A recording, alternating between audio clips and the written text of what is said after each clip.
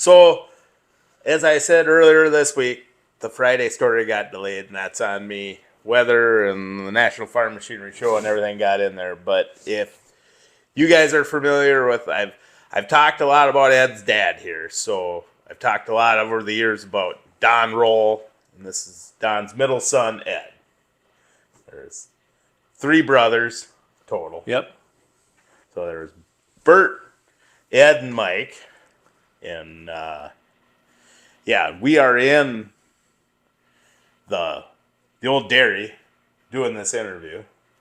Yep. We're in the little old office area of the what we call the new homemade parlor we had put here after the barn burned. Yep. And this is, the milk house was almost kind of in the same spot as it. Real close, yeah. So, Yep. yeah, because there was a fire in, was it 11 or 10? Or 12. Maybe it was 12, wasn't it? I should know those dates, but I don't. It was 11, I think. Yeah, I think so. I could almost see that. Because we wrote it on the cooler that we pulled out. Or Mike did, I think. Yep. The date. Yeah, and then you guys rebuilt in 12 somewhere in Yeah, kind of got going on it right away. Yep. And yeah, and then milk till 2020. Yep. Yeah, I should have studied my dates a little bit, but yeah. Yeah. It has to be right around 2020, yeah. So on this farm here wasn't like it's been in the family for multiple generations. Don bought this farm on his own. Yep. Don grew up we should say, if you haven't heard any of the other videos, Don was one of, was there 6 or 7 brothers? Yep. 13 of them total. Yep. But of all the boys, and the crazy part is every single one of the sons went on the farm. Yep. So Don bought this farm, I thought it was like 67, somewhere in there. We had a print done of, how you can get them old photos and the prints. We had one done, and I kind of forget the dates on it. But yeah, it must have been right around there, late 60s. Yeah, and he was working as a banker at the time. Mm-hmm. And then he went full-time farming early 70s, right? Yeah, he didn't like telling farmers no. Right. Well, he didn't.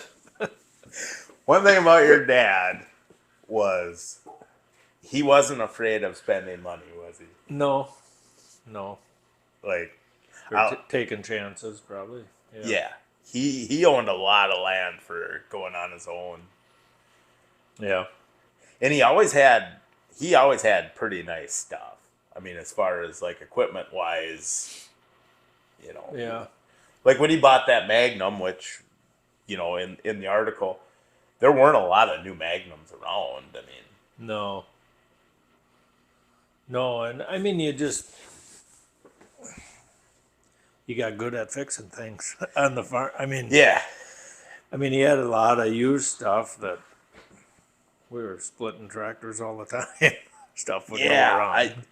Not all the time, but, it was not uncommon for the winter to have a split tractor in the shed. Oh, remember that 2+2? Yeah, that thing we always had apart. Yeah, and I mean, that was the ugliest 2+. It was just shot, and then he bought it, and then the torque was out, and he called, I think, Balls or somebody like that to see what, or even Donnie Greenfield, and I think Greenfield said, number one, I don't even want to do it, and Balls was like $4,500 to put a torque in, and this is 30 years ago. I mean, so that'd be today's money. That'd be like $15,000 probably to put a torque in. Well, I imagine.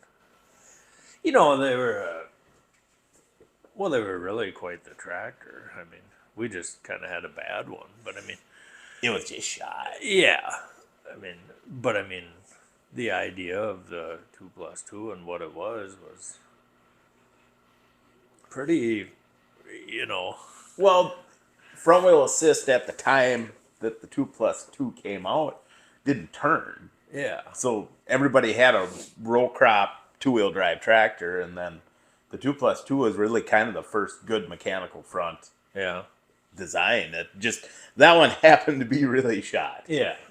So that's kind of on our side of it, where it got a bad rap from us, or just always kind of working on it and stuff. But And one thing about your dad was, I mean, he was hard headed and very opinionated on, so we were just talking earlier of all those brothers, they were all diehard John Deere, and your dad really wasn't. I mean, he did like John Deere. oh yeah, But he wasn't strictly on that. no, Because like the 986, he bought brand new.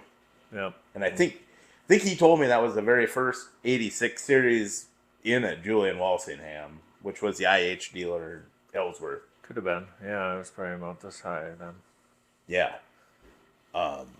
So that was, he liked that 86 series. And I'll say, when you look at it today, if you put a 1086 and a 4440 up together, I'll take a 4440 any day. Yeah, But when we were growing up, when the air conditioning in the 986 was working good and the radio was working good, it really wasn't bad to. well, that was the tractor you ran to. Everyone wanted to get in that. Yeah, because you had a radio and a cab. Well, and even baling hay, square baling when it got hot. There were days it was warm driving the tractor, and we put the 986 on the baler. Yeah, because he had AC. Yeah, and, know. Otherwise, he didn't really put that cab tractor on there that often. But when it got hot or certain days, it was a luxury at the time. And really, that was the only good cab tractor for a long time. Because the 4020 had a cab, but it was a Hinneker. Yep. And if it did have a radio in it, you were never going to be able to hear it. Yeah, I don't know. I don't really remember that one ever having a radio in it. Well, back then we wore our Walkmans if we wanted music. That 4020 Kids nowadays probably don't even know what that is. Yeah. The 4020 we should add, though, was a 70 model. I believe it was a 70, but it was a hydraulic front. Yep. And that never worked that I remember. It only worked when you didn't want it to, and it would start creeping. Yeah. If you didn't put it in park. So I remember it was like 94 or 95. We took the front axle off and put the Roll-O-Matic front end on it. And boy, we went from that 4020 hardly got it. It stayed on the hay bind, and that's all it did. And then maybe occasionally it ran the manure pump or something like that, but it didn't get hardly used other than that. Well, then we pulled the cab off and put that narrow front on it. And I mean, used it all the time. Yeah. Well, it just became it was just handier. Because that actually planted corn then. Yeah. Because he went 6-row at that time, and we narrowed it up with the narrow front. That was I tell you what, hauling chopper boxes, that tractor was awesome. No, it was a snappy tractor. But then, luckily, I remember Don and I talked about it way back then, 94, 95 or whatever. And I said, boy, I'd probably keep that front axle around just because, boy, you don't see a lot of hydraulic front 4020s. And then it went to a collector in Canada. Yep. But then you had the 4320, which that was probably you and your brother's favorite. Yeah, I would say so. Yeah. And that 43 was cranked to the hills. Yep. But all she could get out of her. Oh yeah. Don liked to turn up stuff. Yeah. But there was as far as cabs, there was that D100 Deutz. Yep. But that cab was not nice. No, that was similar to a Hinneker cab. Yeah. It wasn't. Yeah. It was hot and so and you try to hook the air, but it was just. But yeah, the 4320 and the 986 kind of did all the heavy lifting for. Till that 2+2 came along, and then. No, the 9. Well, back when you plowed, we plowed a lot of acres with the 986. I would sit on the plow, and the 4320 would On that disc. Do the disc and finish work. Yep. And that 9 was turbocharged and had 20.8s on it and turned up. Yep. So she was putting out a lot of. And I'll say this about that 986 is how the rear end and everything in that tractor didn't fall apart. I was just going to say the same thing. It was tough. Oh my gosh. Because, yeah. I mean, it should have never made it through every spring that it did. And yeah. Because a 986 was rated at about 105 horsepower. And then Don turbocharged it to make it like a 1486. Then turned the pump all the way up. And then he put 20.8s on it. Yeah. So, yeah. Well, I remember we had, when he turned it up and needed a bigger pipe, I think there was a chunk of sewer pipe on. He had stack. There was an old piece of cast iron there for a while for a pipe. And then it got a chrome pipe. Yeah. But yeah, that poor old 986 it'd been through a lot. Yeah. And so I guess I always talk about that with a friend of mine about we didn't know how bad the 86 series was until you read about it on the internet when you got older. People are like, oh, those are terrible tractors. But it's like, boy, it was pretty nice to have at the time. Well, yeah. I mean, at the time and growing up, what you're used to, you didn't have, it was nice for the time looking back on it. Yeah, it had some issues, but it was pretty nice when that was the only cab tractor we had. So well, and then we were talking about as far as his stuff that he really liked was of all the things, like there was a hill he was willing to die on. He loved his zero pipeline. So, because he always milked at 2 farms. Yep. But this farm here had a zero pipeline.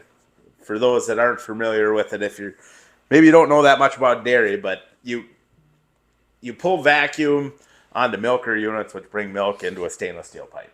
And generally you have this PVC vacuum line that holds just the vacuum.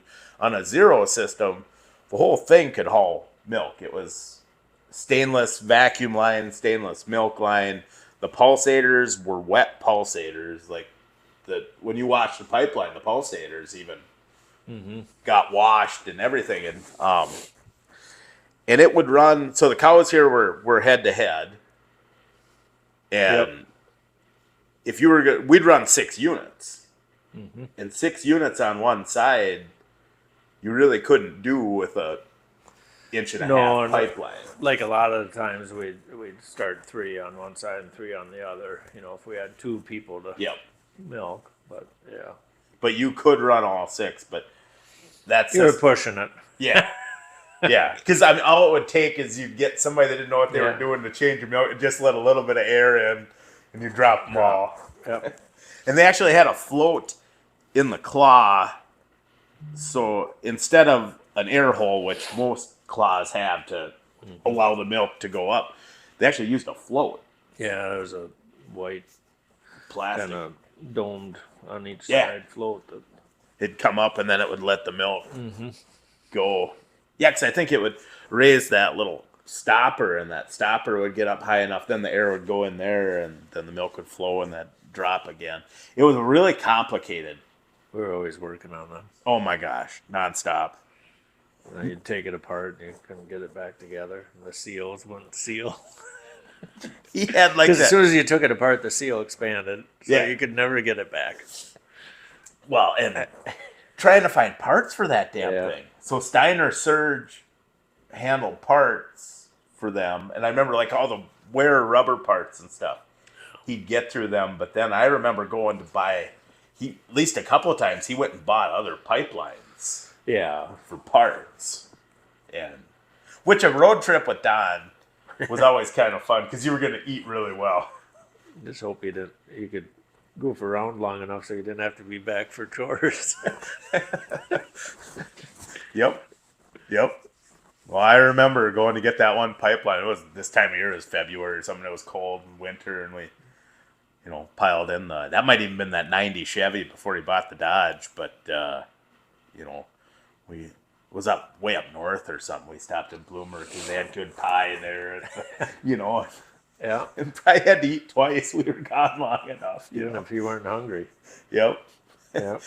He loved a road trip, but that zero pipeline was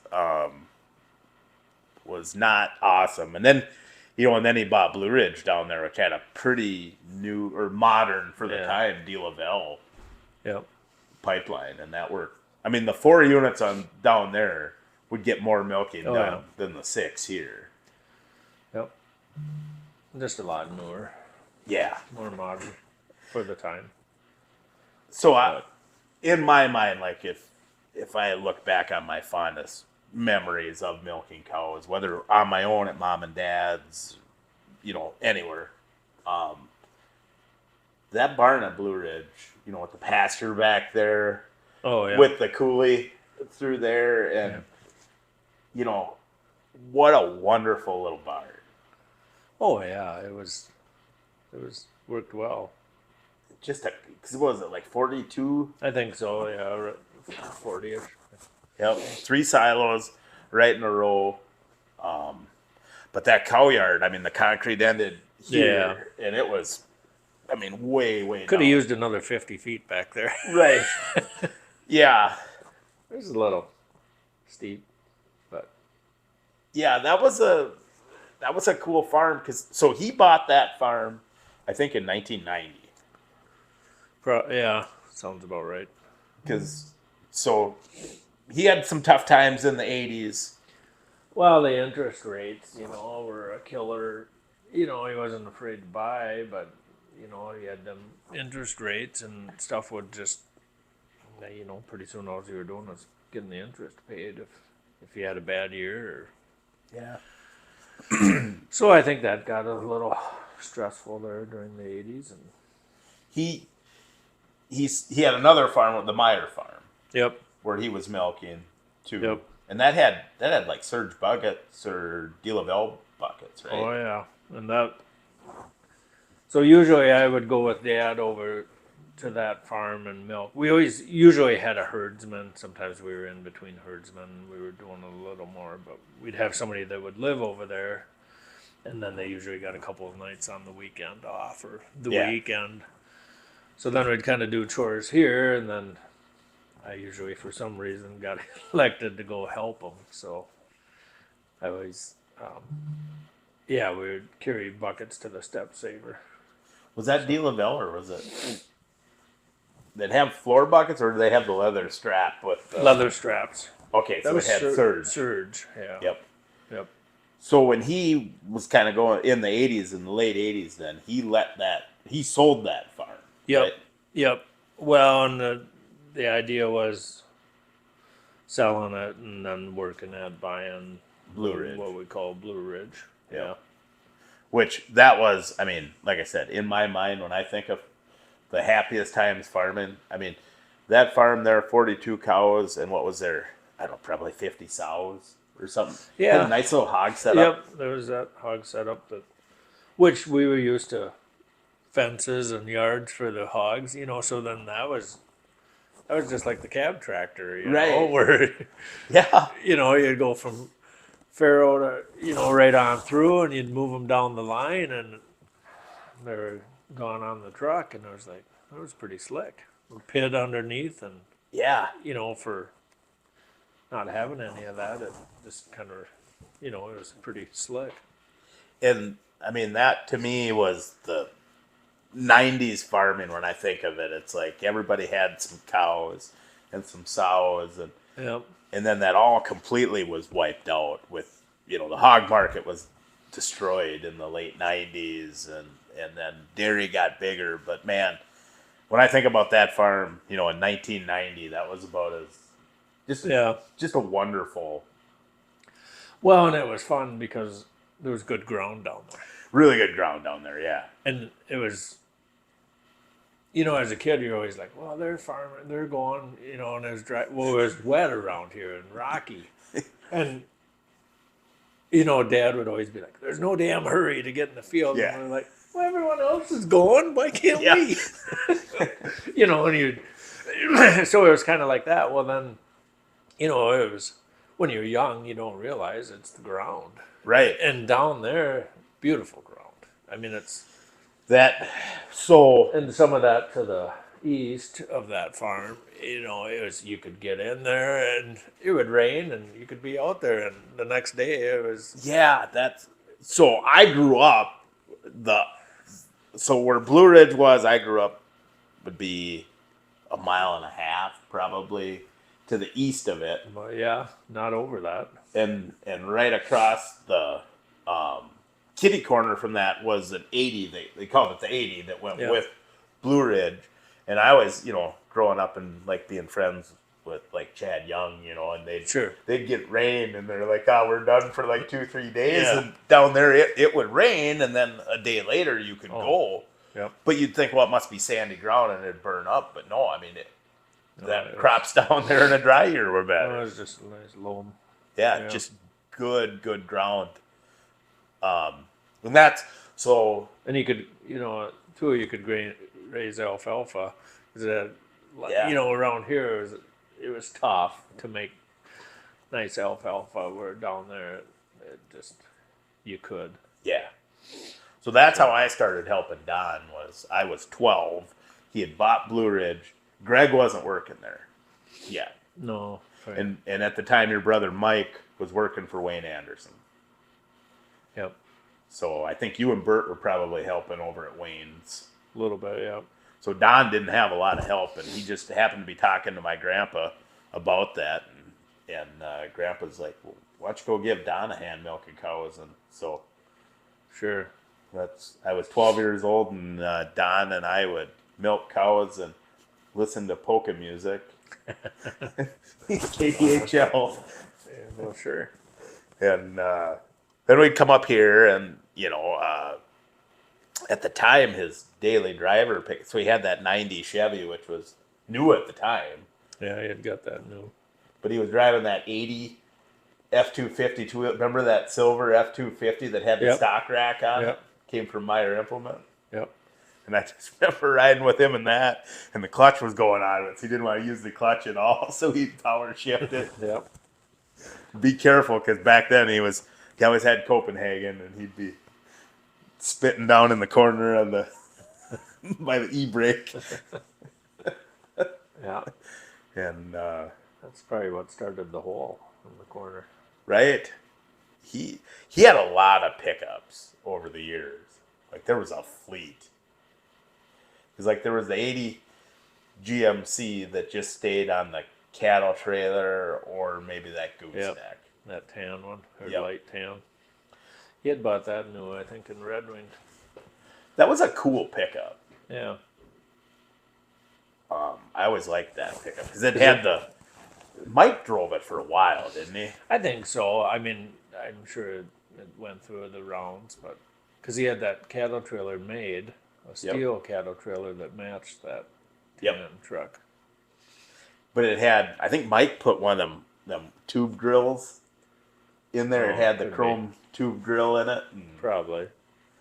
And it was a goose. I mean, people just didn't, not too many people had a gooseneck trailer. And then he had like that 73 GMC. Well, and he'd always take, his own cattle to market. So he enjoyed doing that, so he always kind of had a cattle trailer. For the most part, between the hogs and the cattle, there was kind of almost went once a week, with stuff. Yeah, because even if it was just one or two, and then the next time it would be a load of pigs. But well, and he didn't sell any crops to speak of. I think everything left here on a hoof. Yeah, for Or the milk. most part. I mean, there'd be a couple loads here and there, of corn, or later on some beans. But yeah, most of it ran through the animals. Because he kept steers back. Mm-hmm.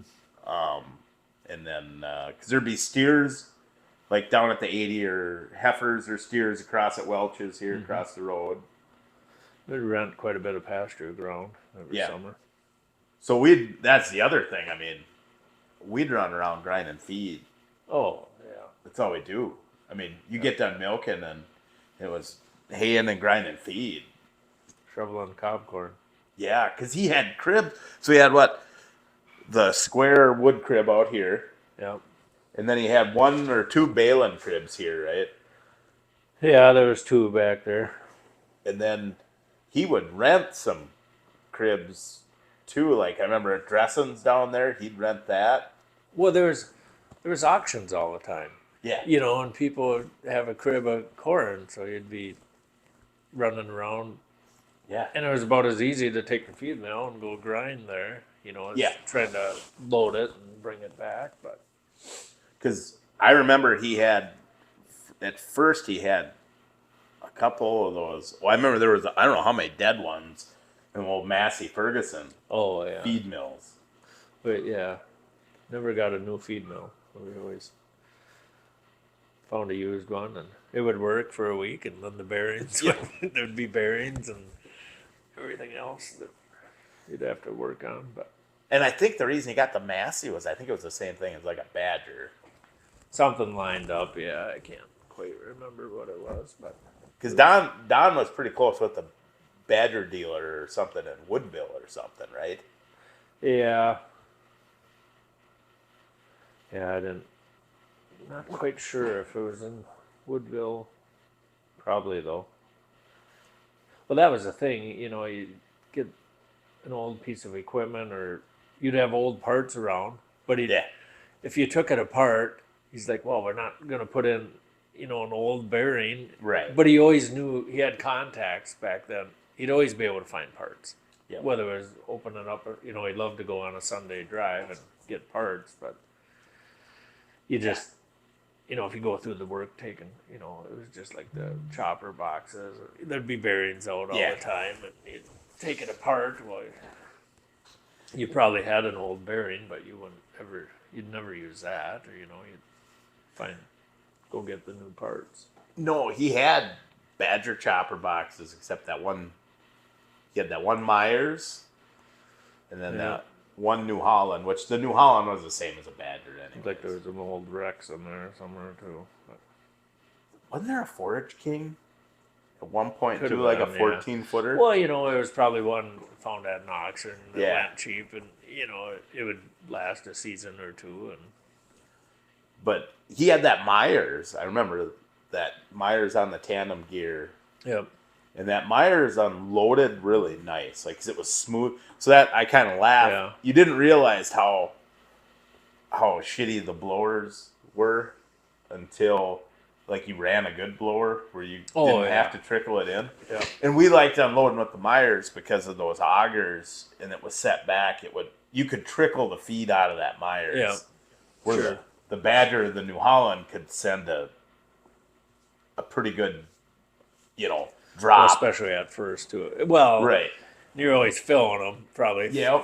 So that wad would come over the top beater and be too much and plug the blower if you weren't kind of there to catch it. But I think that Myers was constantly acting up. Like it just wasn't built as good as the Badgers, but it unloaded nice. Yeah. Well, then I think towards the end, I think we just fixed it between the, you know, it had a high, lower, maybe a medium rate, and it seems like we just got it to lock, and then it kind of helped some of it. But yeah, but I think he liked the Badger. Oh yeah, box, and then because he always good box. He always talked about that marine plywood was stronger than steel, and then he had that one Badger chopper. Well, let him flex a little bit too. Yeah, but then we had that. I think it was that newer New Holland box, but that was actually made by Badger, right? Right. Yeah. He must have bought that at Ellsworth Equipment. Probably. Because it was a Ford New Holland. It was newer box, but pretty new. Yeah. And like I said, he had a Badger chopper for doing straw. Yeah, we always kind of just had an older for chopped straw because we blew it in the haymow. Yep. For bedding. How that never burned the barn down, I don't know. I remember that. Yeah. We were talking about chopping straw, and where we're sitting right now, is probably where a chopper box would be sitting to unload straw. Yeah. So there was a granary, which we could be in where the granary was. It's somewhere right in here. Yeah. And the barn was actually 4 different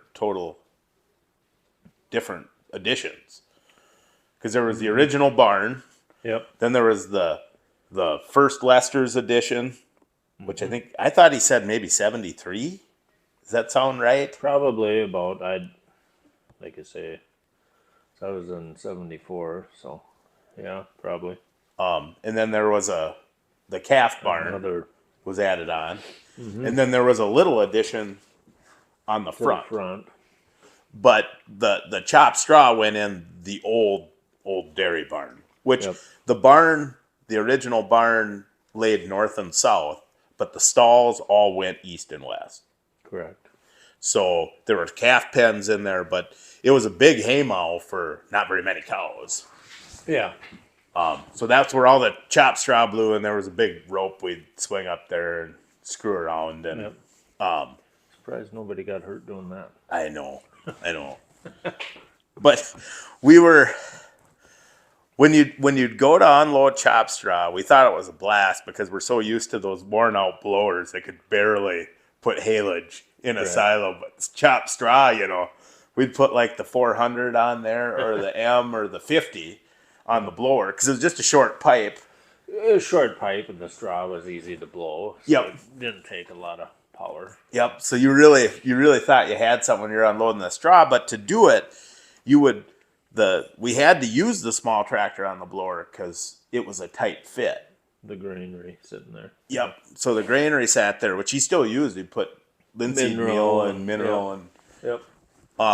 So you'd actually come around by the old calf barn and the hydrant, and then make a loop, come up with the chopper box, and you would pull in between. So you had to crawl over the tractor if you needed to go to the milk house or something. Like it was. Well, and the silo was behind it, so you had to do that same turn with the fill in that silo on the south side of the barn too. Yep, it was a tight squeeze, so you had to use these old small tractors, which wasn't a big deal because the straw blew easy and it was light. Yep. So pulling a load of straw wasn't a big deal. Well, in order to do that, you'd pull up, and then when you were done, you couldn't pull through. You had to back up. And I wouldn't say that I was the world's greatest tractor driver, but I was pretty good. You were pretty good.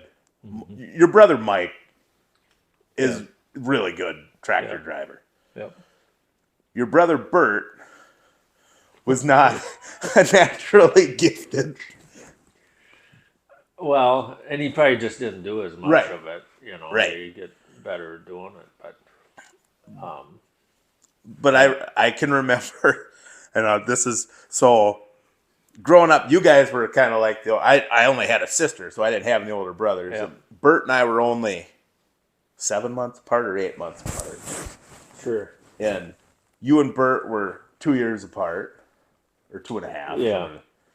And then Mike and you and Mike were over 8 years apart, right? Yeah. Yep. 8.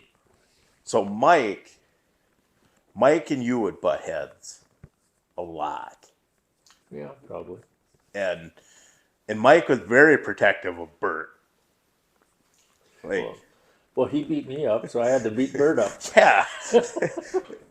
And then you both had thrown me around some, and then Bert and I were kind of somewhat a little more equal match. So we'd go at it. So everybody got an equal amount of ass kicking in. But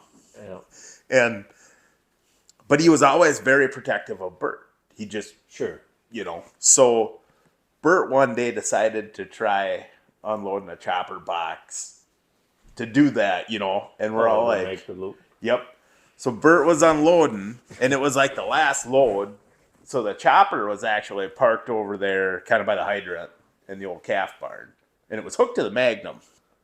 And Mike always ran the chopper, which made no sense because chopping's pretty easy. Mm-hmm. And if he'd get all mad at you if you took too long to unload a chopper box. But it was kind of the rite of passage. Right. I mean, I know. If Don isn't going to run it, well, Yeah. then Mike's going to. It's kind of like planting corn. Yep. So Bert went to back it up, and he was doing all right. Like he did, because you and I were standing in the shop over there, and we're like, gosh, Bert got her, because it was a little tricky backing up a chopper box. He had a better memory than me, but yeah. But when he pulled around, because he got a little twisted, but he was back far enough that he could pull out. Go forward. Yeah. And he pulled around, and he came around, the chopper box did, the tongue went like this, and the chopper box went like this, and it hit the spout of the chopper. That's why the spout on the chopper had two different colors. And he bent it right over, and we're like, and you and I are standing in the shop, and we see this, and Mike is right over there, and we're like, oh, Bert's gonna get it. Because Mike had a bit of a temper at times. Oh yeah. We're like, oh no, what's coming now? Yep, we're like, oh, Bert's just gonna get leveled here, And Bert walks over, and Mike looks at him and just goes, "No, Bert." You and I look at each other because we knew. We're like, what? You know what he'd have done to us. Yeah. And Bert was such a good guy. Oh yeah. Well, that reminds me of we were picking rock at the Meyer farm, and there was that tan truck. Yep. It was almost brand new. And we had the old 674, and we just put it in gear and let it go, Yeah. Because it was pretty long fields, and you'd pick rock, and Bert was running that, and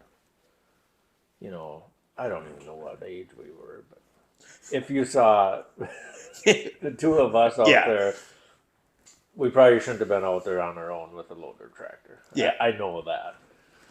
But, and so I think I probably had, Dad was probably planting or whatever, or finishing, and I was probably running the disc a lot of times with the 730 John Deere hand clutch, so I was probably discing. And Bert would have been picking the rock. Well, we're going like this around the field, and the tractor's coming to the headland, and that new tan truck's sitting there, and I think it was parked like this, and Dad probably had seat in the back of it or whatever. Bert came. He was on the tractor, but he didn't turn it quick enough, and he caught the rear quarter panel and started dragging the truck. But, before we got it stopped. But I always remember that. So the same thing. I thought, oh, Dad's gonna kill Bert. Oh, it was fine. It was something like that. It was Dad probably knew he should have been watching him, or he hadn't done it enough to know. But it's just that's how you learn. Yeah. We're told to do it, and it's surprised we all. Well, and Don didn't have limbs cut off, and I mean. Oh, I think of the stuff he had me doing that I'm like, if you send the 12-year-old neighbor kid over to do, Well, and you had we all remember the close calls. I remember being little and having bibs on, and it was hot out in the summer, and we were moving cob corn or something, and the neighbor was helping, and there was an old elevator with a chain on it, and it caught my pant leg, and, luckily it just tore. Yeah. It ripped. The bibs were probably old enough, it just tore them right off, and you're like, oh. But it just, in PTO shafts, and you're just surprised that. I can remember hauling chopper boxes from Blue Ridge with the 400, which had half a brake. I mean, it didn't have, and you did not grab the torque on the 400 or it was going to be bad. Free wheel. Yeah, and, having to stop for Highway 10, US Highway 10, all that traffic, and pulling a 16-foot chopper box. I'm 13. You wouldn't have dreamed of doing that. I wouldn't send my kids with a good tractor, let alone, a 400. But I learned, Don let me plant corn when I was 16. Yeah. He was really good about that. And to be fair, for Mike, Don was hard on Mike. Yeah. As far as, because Don bought that first 40/20 as a power shift so he could have Mike plow because he would, he wasn't tall enough to reach the clutch, but. No, we all had our, we were on the stuff probably when we were too young. I mean, I remember. Yeah. Being quite young, and I was sitting there idling. You got home from school, and you're supposed to take it to the other farm, and I wasn't much older than kindergarten, first grade. You knew how to run it, so you just left and went to the. There wasn't the traffic like now, but I remember a car coming over, and I know who it is, but squealing and almost hitting me coming over the hill over there. Yeah. And then you get there, and Dad's like, "How'd it go?" And some crazy driver, I said, didn't know. Well, then later the cops were at the house. You're like, whoops. Then you're scared. And then Dad never said nothing. You thought you were in trouble, but things like that, you weren't in trouble for. But and then you learned, I better get on this side of the road. I think I was probably 12 or 13, and I was chopping at the 80. And for whatever reason, I had the D100 to haul chopper boxes with, which that thing was clumsy as could be, but I went to try and get out through the ditch in the wrong spot. Sure. I spun, that was front wheel assist, and I left 4 ruts in the fresh blacktop on County Road V, trying to crawl out of there with that, and Don's just like,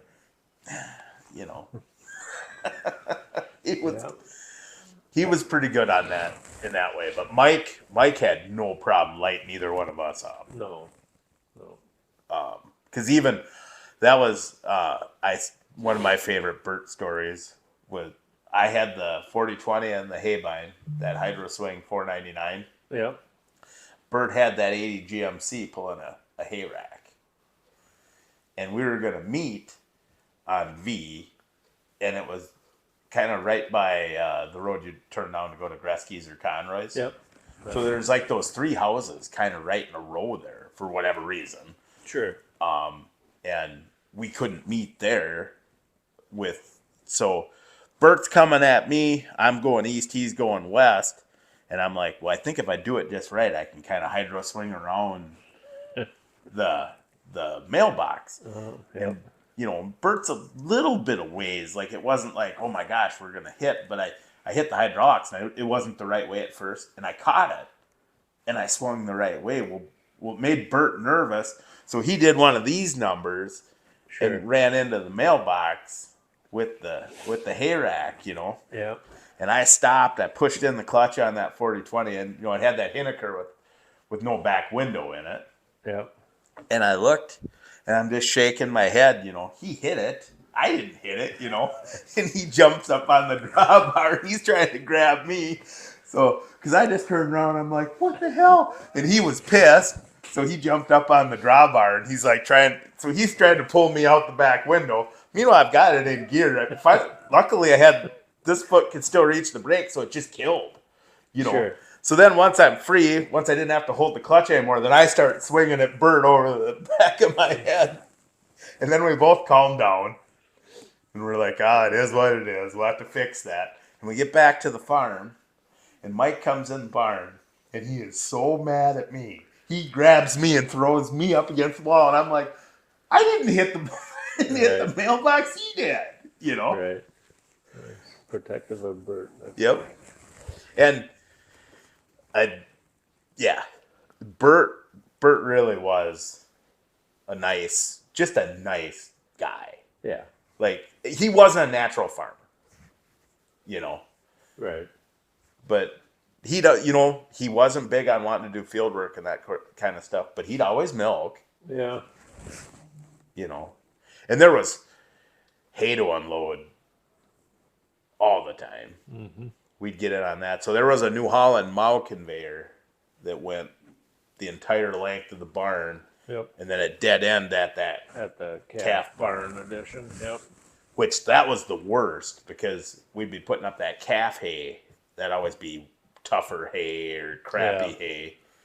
Not as nice. Yeah, and then you'd have to you'd have to carry the bales because. Well, it's almost better. Sometimes we'd shoot it in the side Yeah. from behind the silo or get a portable elevator. Yeah, because otherwise when they drop back there, man, that was. But I mean. Well, you were just carrying them so far a stack. But there was so much work to do because you'd grind 3-4 batches of feed a week at least. Oh, yeah. I mean, there was probably at least. I mean, yeah, there was times we were grinding a couple batches a day. I mean, not every day, but it wasn't. If you got a rain day, or something, as soon as it quit raining, you'd get the feed mill out and start try and catch up. Right. But then all summer, I mean, nowadays we think of, okay, this is first crop, second crop, third crop, fourth crop. I mean, we just never quit making hay. You were never done.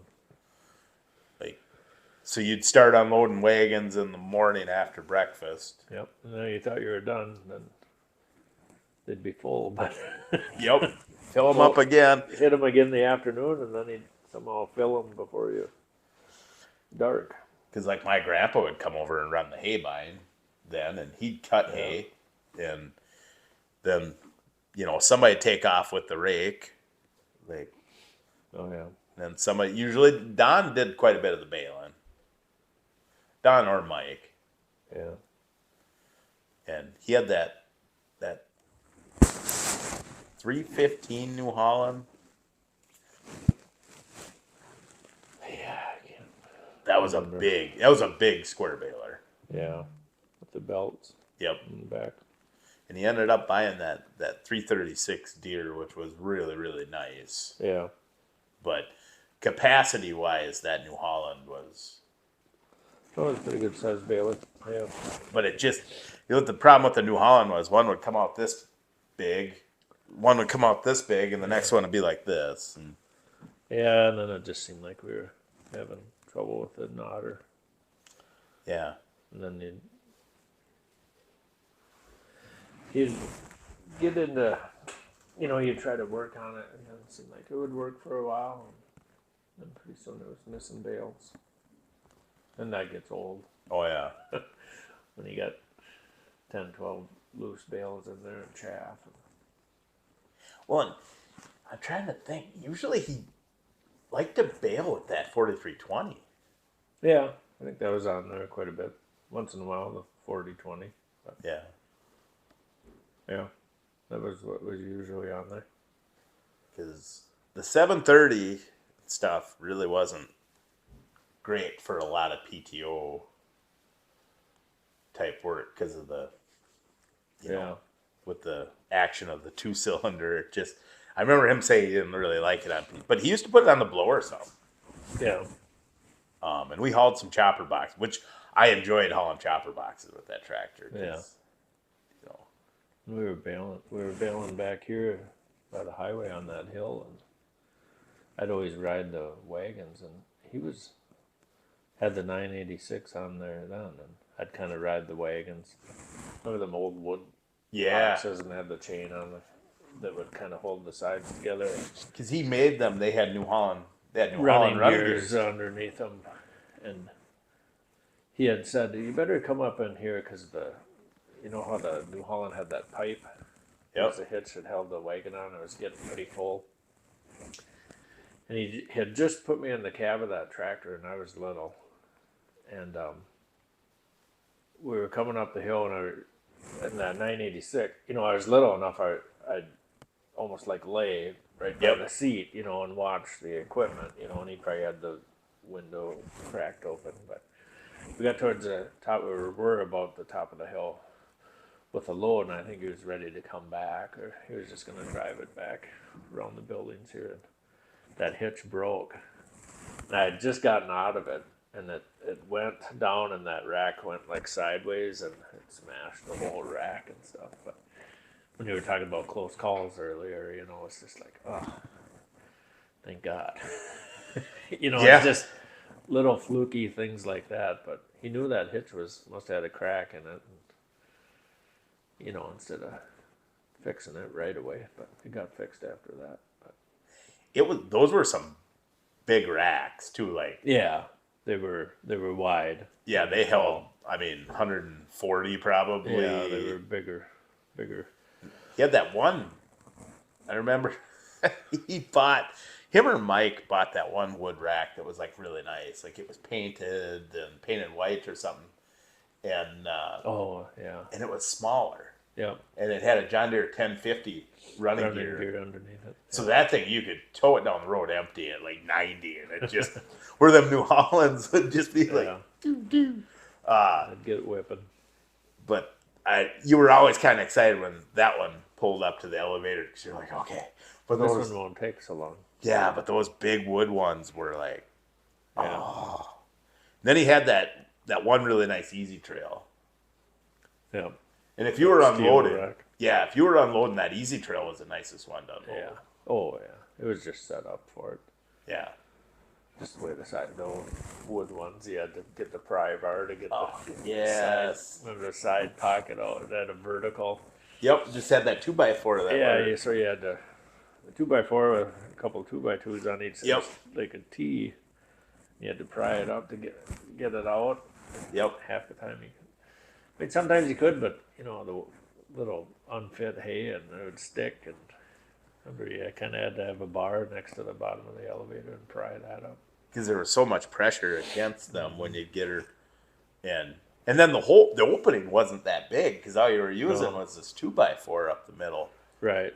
It was probably whatever. Yeah. Whereas that easy trail, you'd open it up and... Yeah, you had a nice... Well, and then that platform came down so you could walk. Just... It's a little easier unloading. And unloading hay, like stacking hay. Like I'm 13, 14, and Bert's, 14, 15, and we're trying to keep up. And you get like Chumley unloading or something, and it's just like, and he's got arms that are like, twice as long as mine. He's just standing in one spot, grabbing bales one right after another. One you always kind of tried to put him on, and if you were unloading, you'd want to bury the guy. Yeah. Come on. And then if you're up in the haymow, it's like, screw that, I'm going to keep up, and walk down like no problem. Yeah. I do remember that one day, that of all the times unloading hay that really sticks out was, I think we unloaded some hay here, and then we went down to Blue Ridge. And we maybe put some in the dairy barn, but I think we were putting in that calf barn. There was a hay mow above there. With that small door to get them in. Yep. We filled that hay mow, because I think we had a pretty good sized crew, because I think Mike was baling and Don was just hauling wagons. And then it was like you, me, and maybe Bert or maybe Greg even came and helped. Sure. For the most part, like the herdsman down there just did chores. But I think he helped some, and we filled that calf barn in one trip. That was like 1,000 bales it held. Sure. And it was either here or the dairy barn, or maybe we went down to the 80. But we unloaded 17 or 18 loads in one day. And I remember we got done with chores. We started chores kind of late, and got all done with that. And Don took me and you to the Copper Kettle to go eat. Yeah. So he's ran home and took a shower quick, and that's when the 94 Dodge was like brand new. And because that's one thing I'll say about like when we worked hard. I mean, the first time I ever got drunk was with Don, because if you worked really hard at that, he's like, you got a beer. Yep. No, you got your one beer. I remember that with the hired hands. I wasn't very old. You got to have one beer. Yeah. When you were, after a day of haying or helping, but it was kind of a pride thing. Yeah. But yeah. It was. Those are really good memories, and I mean, over the years, how many different hired men? Were there? I mean, if you tallied them up from 1967 to when he quit, was there 200 people? I don't know. I'd have to stop and think, but you don't even remember them all. Some of them didn't last very long. But. And we don't even know where they came from. Yeah, we were talking about that the other day. I don't know. I think back then, well, it's just a different, there was a lot of farms, and I think people just would drive around and see if people needed help. Yeah. Otherwise, I mean, you didn't, it wasn't your phone, you No. couldn't say you're looking for help. And then we never Yeah. put ads in the paper, maybe a herdsman ad, once in a great while or something, but they'd kind of almost come around and visit on a Sunday, and then they'd be helping. Yeah. It's just kind of the way it was. Well, and you and Mike over the years would have friends and even Bert a little bit, like friends that wanted to need a in job. the summer. Yeah. And that was all right. I mean, Well, and it's good if if you stay safe, or it's a good way to be brought up, and it's good for what I mean is the friends to come out and kind of see what it's all about. well, I always say, I mean, like growing up that way, because I mean, Don treated me like I was like one of you guys. Yeah. I mean, he just, and I learned field work stuff that there's 40-year-old men that never got to learn. Sure. That he's like, go do it. Yeah. And he,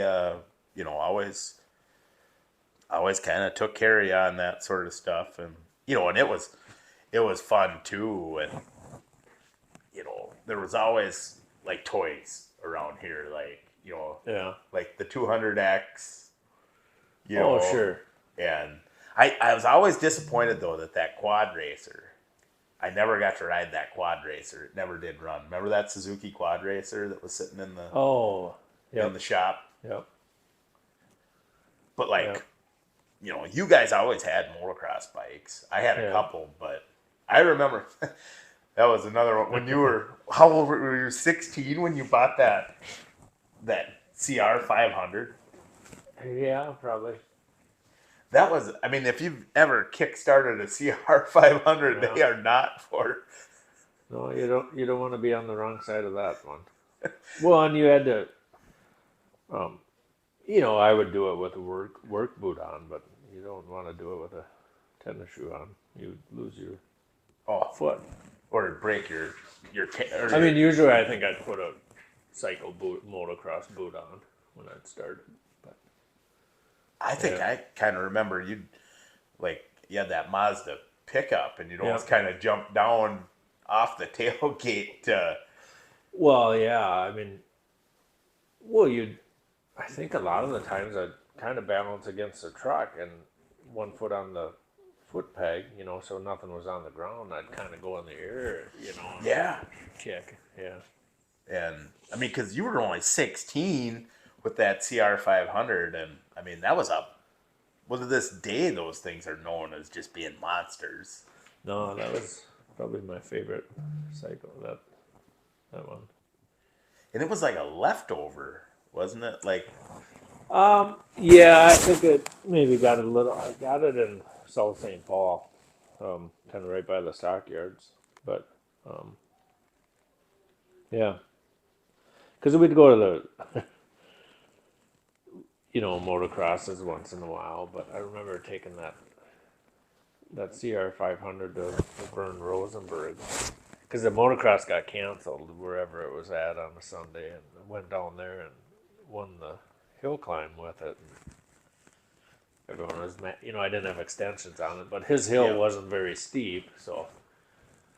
Well, I think I had it in third gear, and at the bottom, and got the tires spinning, and got it on it, and had a pretty good time. And there was guys like, "Oh, you must have, did something to the engine," and Vernie knew what it was, and he just said, "No, it's stock," but it had power. oh yeah. Well, I remember across the road there, which Sheldon doesn't order it anymore, anyways. But remember when that was all CRP? Oh yeah, We'd right across the highway there. Yeah, we'd go across there, jump the ditch with snowmobiles or dirt bikes or whatever, and do that. And then remember Mike had that CR 250. Yeah. And he might pull the whole shot on you, but and it wasn't long, and you went right by him. Oh, 250 was a good bike. No, we had fun. Yeah, the one 200X. Remember, I bought that one from him, and then he bought another 200X, and I mean, there was always something to ride around here. I mean, we all had snowmobiles. Well, and the excuse was if the cattle got out, you had something to kind of help. Yeah, That's where some of it came into play. which that's one thing I would love to own at some point was the 200X was fun. I mean, Yeah. I love three wheelers. Oh, I mean, in the spring, you know, you'd get that melting and you'd go hydro across. Sometimes you know, you'd start to get a little smart and try to turn on the water and do the roll with yeah. it. But because usually there's no plastic left on them. Oh gosh, that You know, the rear fenders were gone. I remember I flipped it backwards. I remember rolling on this side, rolling on that side, and then one time I did manage to end it. I hit something down there in the lane at Welch's. Sure. And like something caught the front wheel like this, and she did one of these. She came over and I've now. Then you ran over and you picked it up quick and hoped no one saw you. Yeah. Yep.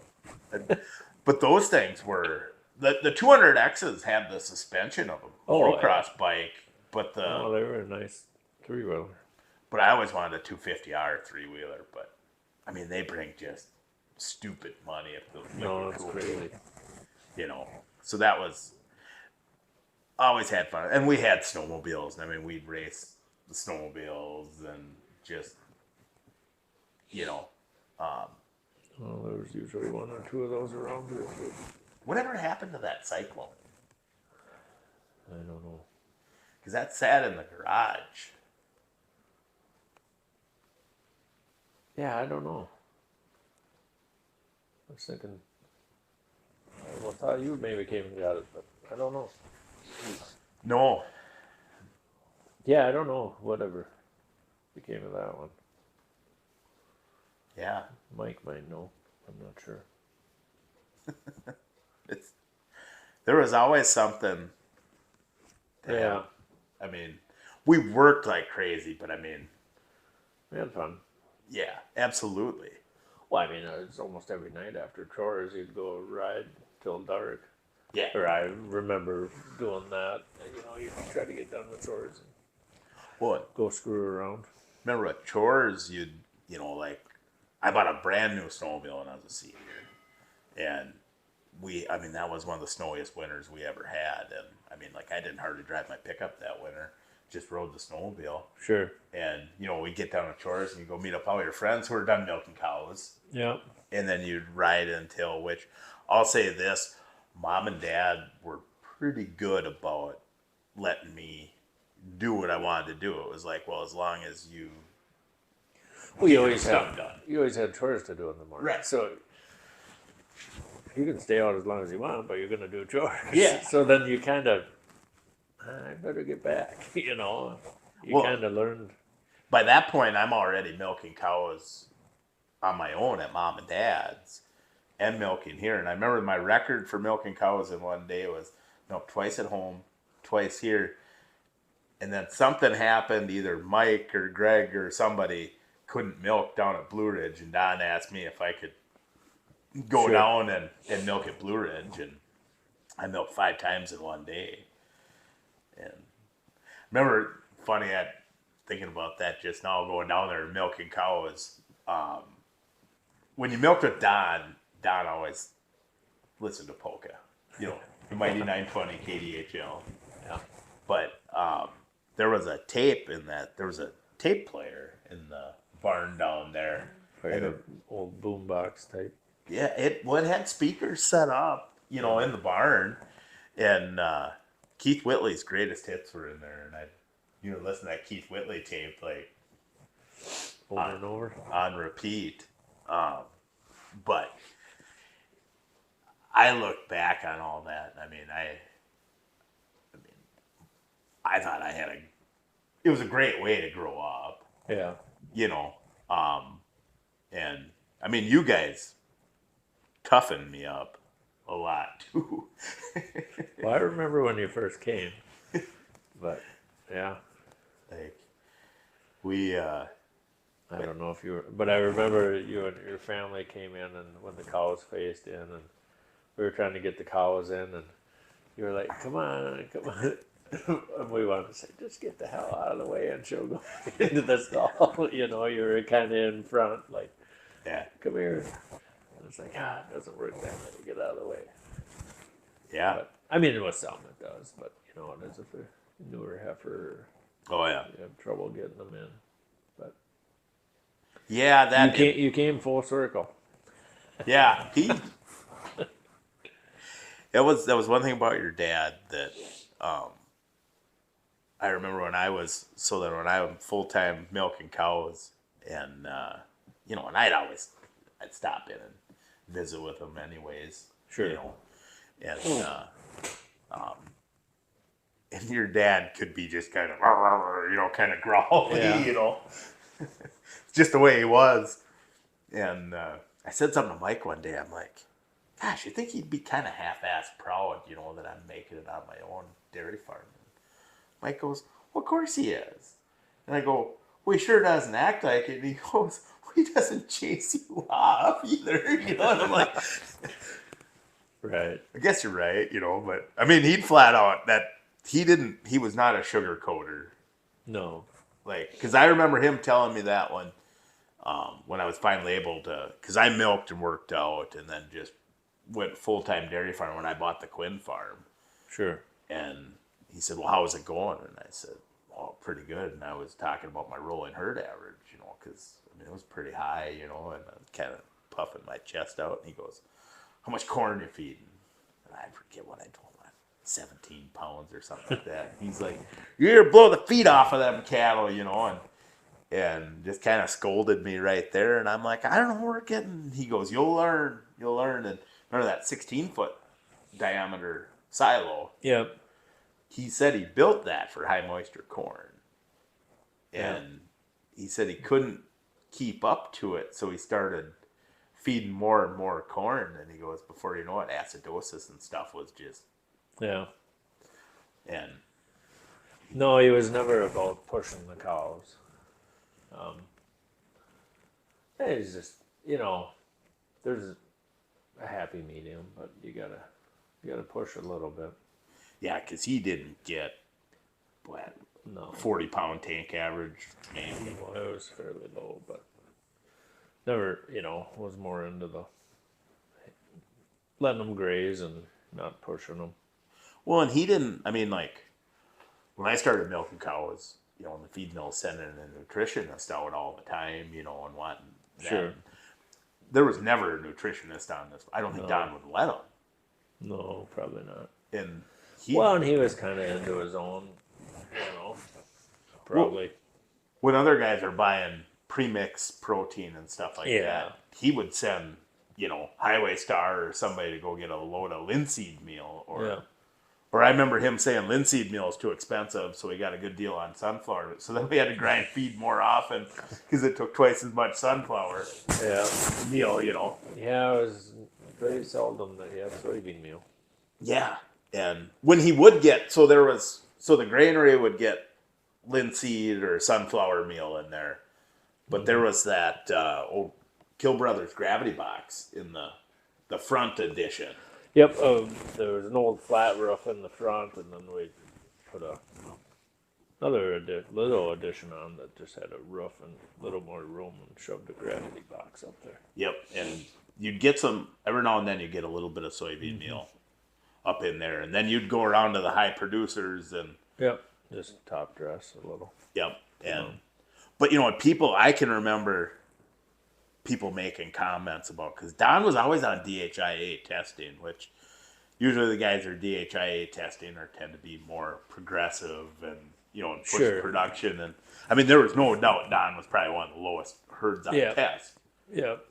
But people would kind of make a comment about, well, you don't get no milk. And I remember when he bought that Magnum, he would take his gooseneck cattle trailer down across the road, back up, and load up a load of springing heifers and sell them. Because the cattle, cattle were healthy. Yeah, they bred back all the time. Yep.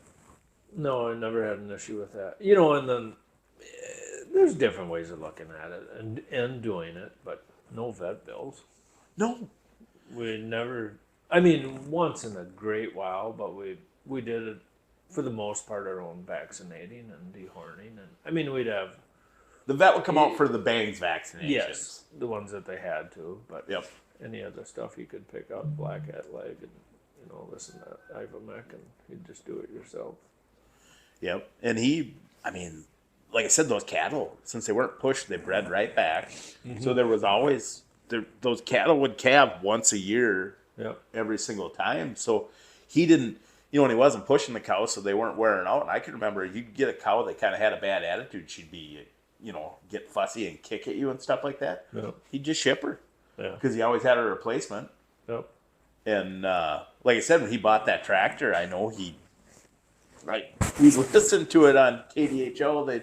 He'd get all excited to hear what the heifer prices were, Oh, yep. And I remember a couple of times there, Roll Farms was the top heifer. Don just kind of chuckled because they weren't AI. Right, and and they weren't never any big producers, but they were good looking animals, and the steers usually brought pretty good money. Well, he was pretty, pretty strict on. Like, he wanted things bedded. Oh, yeah. Like, he did. I mean, how many cornstalk bales did we? Oh, yeah. I mean, the cattle comfort was, important. Just like feeding calves and, getting them started on, drinking milk and making sure. Yeah, you got in trouble if there was a bellering calf. Yeah. Or... if an animal didn't get attention, and we went through a lot of bedding, like chop straw and stuff, and and scraping those free stalls in the back. Yep. Oh yeah. And then if you'd let them go a little too long, it was just a nightmare. Good workout. Oh, that was just a nightmare. Because you couldn't get any traction to push the scraper, but yeah, that Badger piston pump. Back, so you'd scrape the one side right into the piston pump, the other one went in the gutter, and that stupid reverse curve for that. Yeah, you'd have to sit there and watch that thing. That's a bad deal. Yeah, that was a horrible design. And that piston pump got Mike's toe, didn't it? Yep. Well, it had like scissors arms is kind of how it, it went around like a pump jack or whatever, so the motor just spun an arm, I don't know, 1.5 feet long or so and then the way that pump, that's what would drive it. And he got pinched in there between the curb and the cover on the unit. The design, I think his foot kind of slipped, or he just was standing too close, shoveling, and it clipped the end. And you'd have to stand there with. Because then after that, we poured that curb around it. That came after that. Yep. But I remember having to stand there, and you just had to watch. Yeah, you had to watch that thing. It was a bad design, but which you kind of take it for granted. Like at my barn, you just. When you went to run the barn cleaner, you just turn the stuff on and walk away. That was so labor intensive. Well, it could have just been designed different. Right. It came around and didn't have that reverse curve. If it didn't have that, it was just, that should have been illegal. Right. It wasn't a great. I mean, when everything's new and your chain's new and your paddles are new and, that curve's new, it works, but, that's only for a year or two and the stuff is starting to get wore out. Right. And that Badger piston pump was so fussy. Like, you couldn't... Yeah. You had to be so careful. Well, you had to have the right... That's kind of why you stood there, too. You kind of had the right mix, if there was too much bedding. Because you pump it, and then that was the thing, too. If there was a lot of bedding, it would swell in the pipe. Yeah. So then as far as sliding, if all of a sudden you had too much dry or anything that could take on moisture like straw, if it wasn't kind of good and used and wet, it would start to plug that pipe, because I think it was a 12-inch diameter PVC pipe going Yeah. over the pit.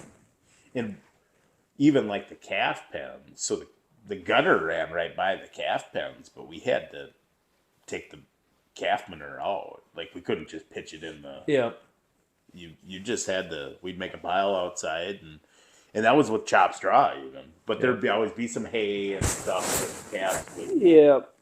Yeah, so then when you were doing bedding or whatever, any of the wet stuff, it would kind of make it through because it was mixed enough. But yeah, when you clean out calf, shovel or fork out calf pens, we'd just wheel it out with a wheelbarrow. Yeah, and if you did have, like, say, a drinking cup ran over or something where it got some hay wet, you'd take that fork full of hay, and I mean, you were spreading it out. Yeah. Yeah. And when I bought my farm, I thought, boy, piston pump, we'll see. And it was a Butler. Never had a problem with that. At times, you'd even shut it off, and wait till the pit filled back up again because, it'd get ahead of it. Where that thing there, sometimes you had to shut off and let it run for a while. Yeah. No, and you were kind of on purpose running water sometimes back there to. Yeah. Yeah. It was. Keep it lubed. Yeah. So to speak. Well, and Don did something that I did that I think we had pretty good luck with raising calves, and I was just thinking of that he'd tie the calves up in between the cows when they were on milk, so they didn't get weaned. They got weaned when they went into a pen. Yeah. And Don always, and he was right. We didn't feed them. There'd be sometimes if we had a lot of calves, they'd be in the pen and we were giving them milk. But yeah, for the most part, they were tied up in between the cows, and he never bought any calf creep feed then, because those calves would just sit there next to the cows, and they would kind of start eating the feed and the hay, and kind of when they're right age to kind of start doing that. Yeah. And then, and of course, when we were feeding ground cob corn, it's really good calf feed. Yeah. It's good with the cob. Yeah, so that was a good way to do it. I know the milk inspector hated it. Oh, yeah. Well, we got in trouble for that all the time. Yeah, but... You tried to move them before you got here. Yeah.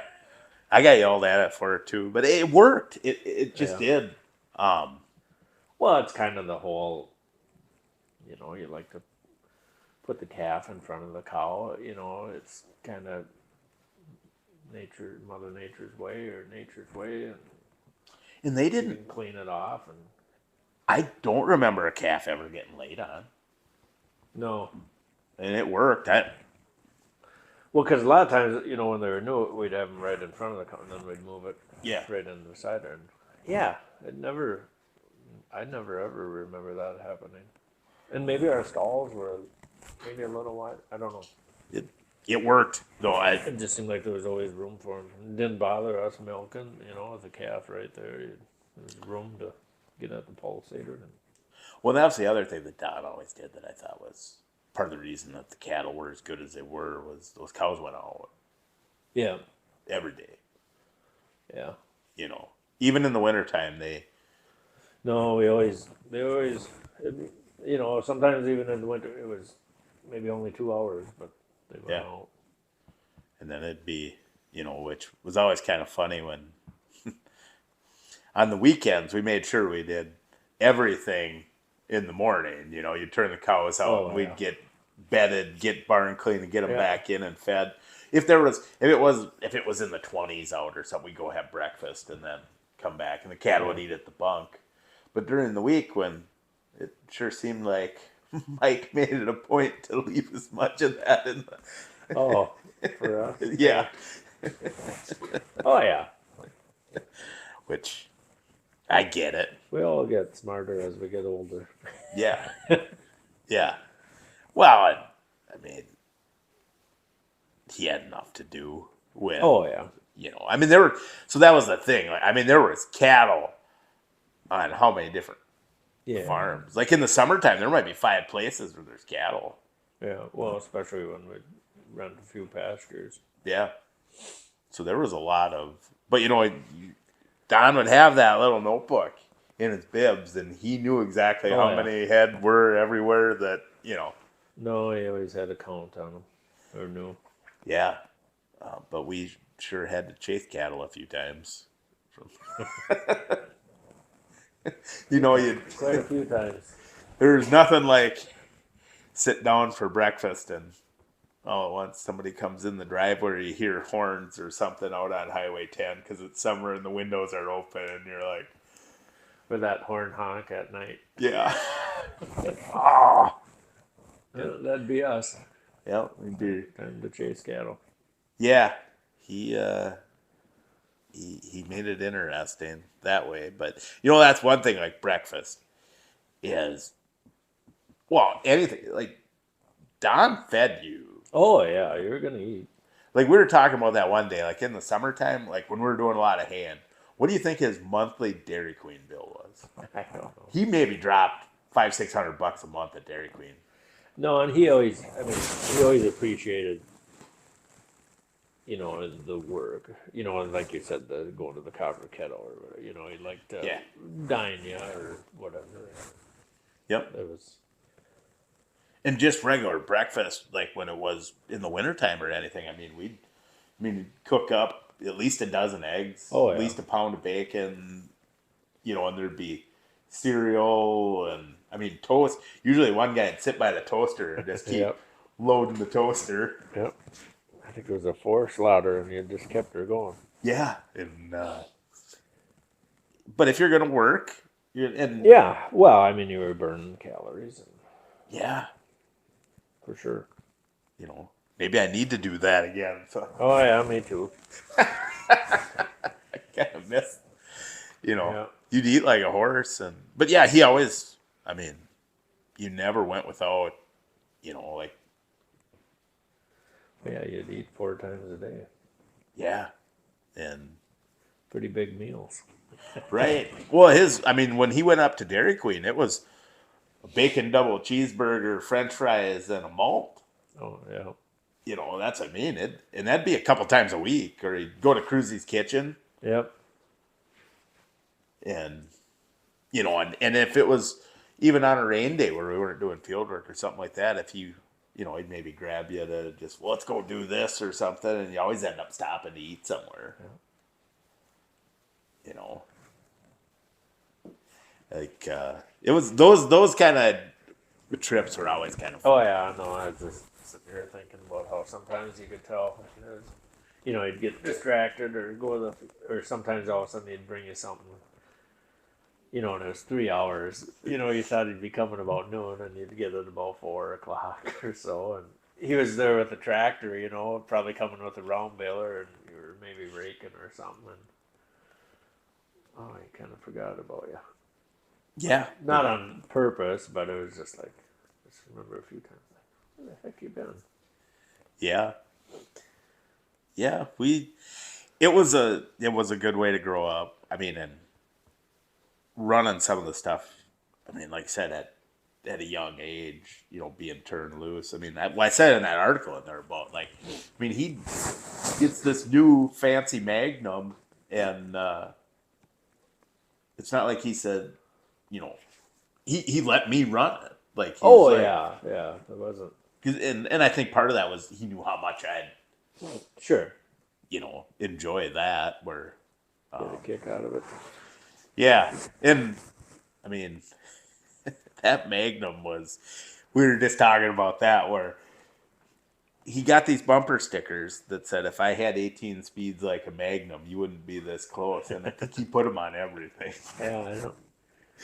He must have got those from. I don't know where he got those from. I think it was Lapine. Could have been. But probably had them on the counter or something. Yeah, and I remember they were everywhere. Like, he had, because he bought that tractor at Volb's over in Osseo, and Lapines or Balls were a lot closer. But yeah, because Hoyka was done by the time he bought that. Didn't you have a couple of hours on it? Yeah, it was a lease return or something. Yep. Yeah. It was like a lease return. So that was probably part of it. I'm sure there was probably a little incentive or deal on it, or some money off of it. Well, they were pretty aggressive at trying to sell them, you Yeah. know, and it's kind of funny that, I know Mike, and I'm assuming you were too. Well, you'd worked at Wayne's. Yeah. Like, that 4450 he had was, I mean, they were nice. Oh yeah. And Mike wanted to buy that 4455 up in Myers, and I'm assuming you did too. But Yeah, but yeah, those two would have been more. right, they Yeah. were kind of going back and forth about that, and I was always kind of the mediator. yeah, And they were both usually saying the same thing when they'd fight. which I don't know why those two could fight about anything and everything. Well, it'd be over things like they both knew they had to sort the cattle, but they'd fight about doing it right now or in 4 hours from now. Yeah. It just And it was almost like if they got along too good for too many days in a row, Yeah, it'd they bug had- them. They just finally be like, "Well, I'm gonna needle him," and yep. they'd blow up. And Yeah. but the funny thing is, like, Don never had a sound guard John Deere tractor, and it's like, No. so then Mike bought that first 4450, Yep. and Don ended up really liking that tractor. Oh yeah. Yep. Because I bought that 4450 in the fall of 2003.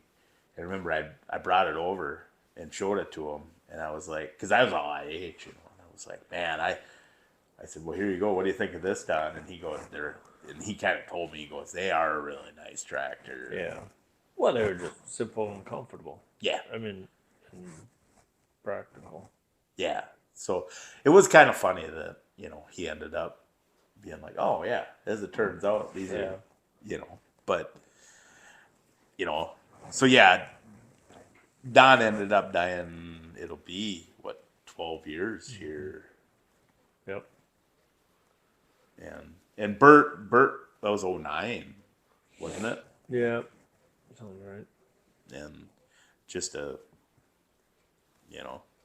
it was sad both ways, It was. Well, especially Bert's. Bert, yeah.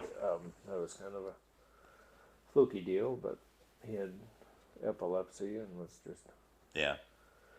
maybe working a little too much, and with that, when you get run down or tired, it kind of brings on the seizures, and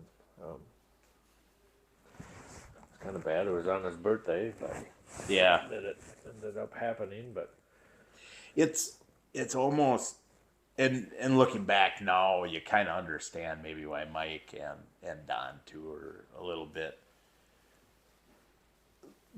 easier on Bert, because I can remember. oh, for sure. I mean, the first time. Well, it was a morning. Mike and I were. It was probably 4:00 in the morning, and we were going to get chores done because we were going to go to a race or a motocross. And Bert would come and help because he was washing the cows, cleaning the tits up while we'd milk. And we were in the milk house getting it ready, and we're like, "Where the hell's Bert? He should be coming." Oh, he's, he was always kicking the ball around or something because the yard light was between the house and the barn. And like, oh, he's probably out there screwing around. Well, then, we looked out the milk house door, and he's like halfway, and he's having a seizure right on the gravel, halfway between the house and the barn. And so, you always kind of felt bad. Was it like because we were getting them up early, Yeah. which probably wasn't the case. It was going to happen, but you always kind of felt bad because that's what would bring him. In his case, bring on the seizures if he was run down or tired. And Yeah. so yeah, I'm sure there was some. Because Mike would say, he's like, at times he's like, just let him sleep, Yeah. and I was always kind of like, but Well, right, but that would have been Right. the reason why, because it, and Bert, for somebody that can't get tired, it's not like in high school. He's like, I'm going to bed early. No. right. Like, I can remember, we'd be out partying and stuff, and that next morning I can, it'd be like Friday night we'd went out, and you're tired as it is. And I remember Bert telling me, he's like, okay, I'm gonna be at Mike's house tonight, so make sure, because Saturday night I got plans or whatever. He goes, so make sure you get me up early. Saturday so you can morning. start early Saturday night. Yep. And he go in the house at Mike's, Mike is sleeping. Why isn't he helping? But whatever. Sure. But you're like, Bert, huh? We gotta get going on chores, remember? Yeah, okay. I'll meet you in the truck. And then you're out in the truck. Never see him. Yep. You're like, where the hell is he? You go in there and he hadn't moved. And then you're like, Bert, wake up. Yeah. Okay, I'm on my way. And you go back out to the truck, and now you don't have as much patience. So it's been like 3-4 minutes, and you're like, he hasn't made it. This time you go in the house, and he's like this, with his hands on his boot, sound asleep. You're like, damn it, Bert. Yeah, come on. You're the one who wanted to get up early. Yeah, and then we'd start. Well, yeah, and I think it just affected him. It was harder for him to probably get up, but then I think he'd get up and maybe stay up a little too late. But Well, yeah, and then we'd be starting chores 6:30, 7 o'clock in the morning, but then it's like 4:30. Let's get milking. Yep. And I remember Don saying, "Well, you're gonna start this early in the morning, and yeah, for sure." And the house used to sit here. The garage was here, and the driveway went around the house, and then one went between the garage and the house, and then the bins are over here. So there was another driveway over here. When you get done with chores, Don would always flag you down because he knew the time. You hear the vacuum pump and stuff, and so sure enough, he'd flag you down with, sometimes it was, hey, we got to unload some hay, or we got to go down and, move check cattle, whatever. Well, it'd be like Friday or Saturday night, and Bert just got smart. He'd drive around by the bins. Avoid the... Yep. And, I remember I did it a couple of times. I remember Don was kind of annoyed because he had something he wanted planned, and... Sure. And, but he was funny. I mean, Bert would just... He was just hilarious that way, But he was, he'd do anything for you. Yeah. Oh, yeah. Just a very, very missed. It's what, 09? I can't believe it's going to be 16. So, yeah. Is his daughter like a 15? Yep. Oh, 16 no. Yeah, that's crazy. Yep. Yeah. Time flies. Yeah. It just doesn't even seem like it. So yeah, that he was just fun. Like, he was always fun to be around. Oh yeah. And just a happy-go-lucky guy, and like I said, he'd about do anything for you. Yeah. And no, yeah, that was a hard one to lose him.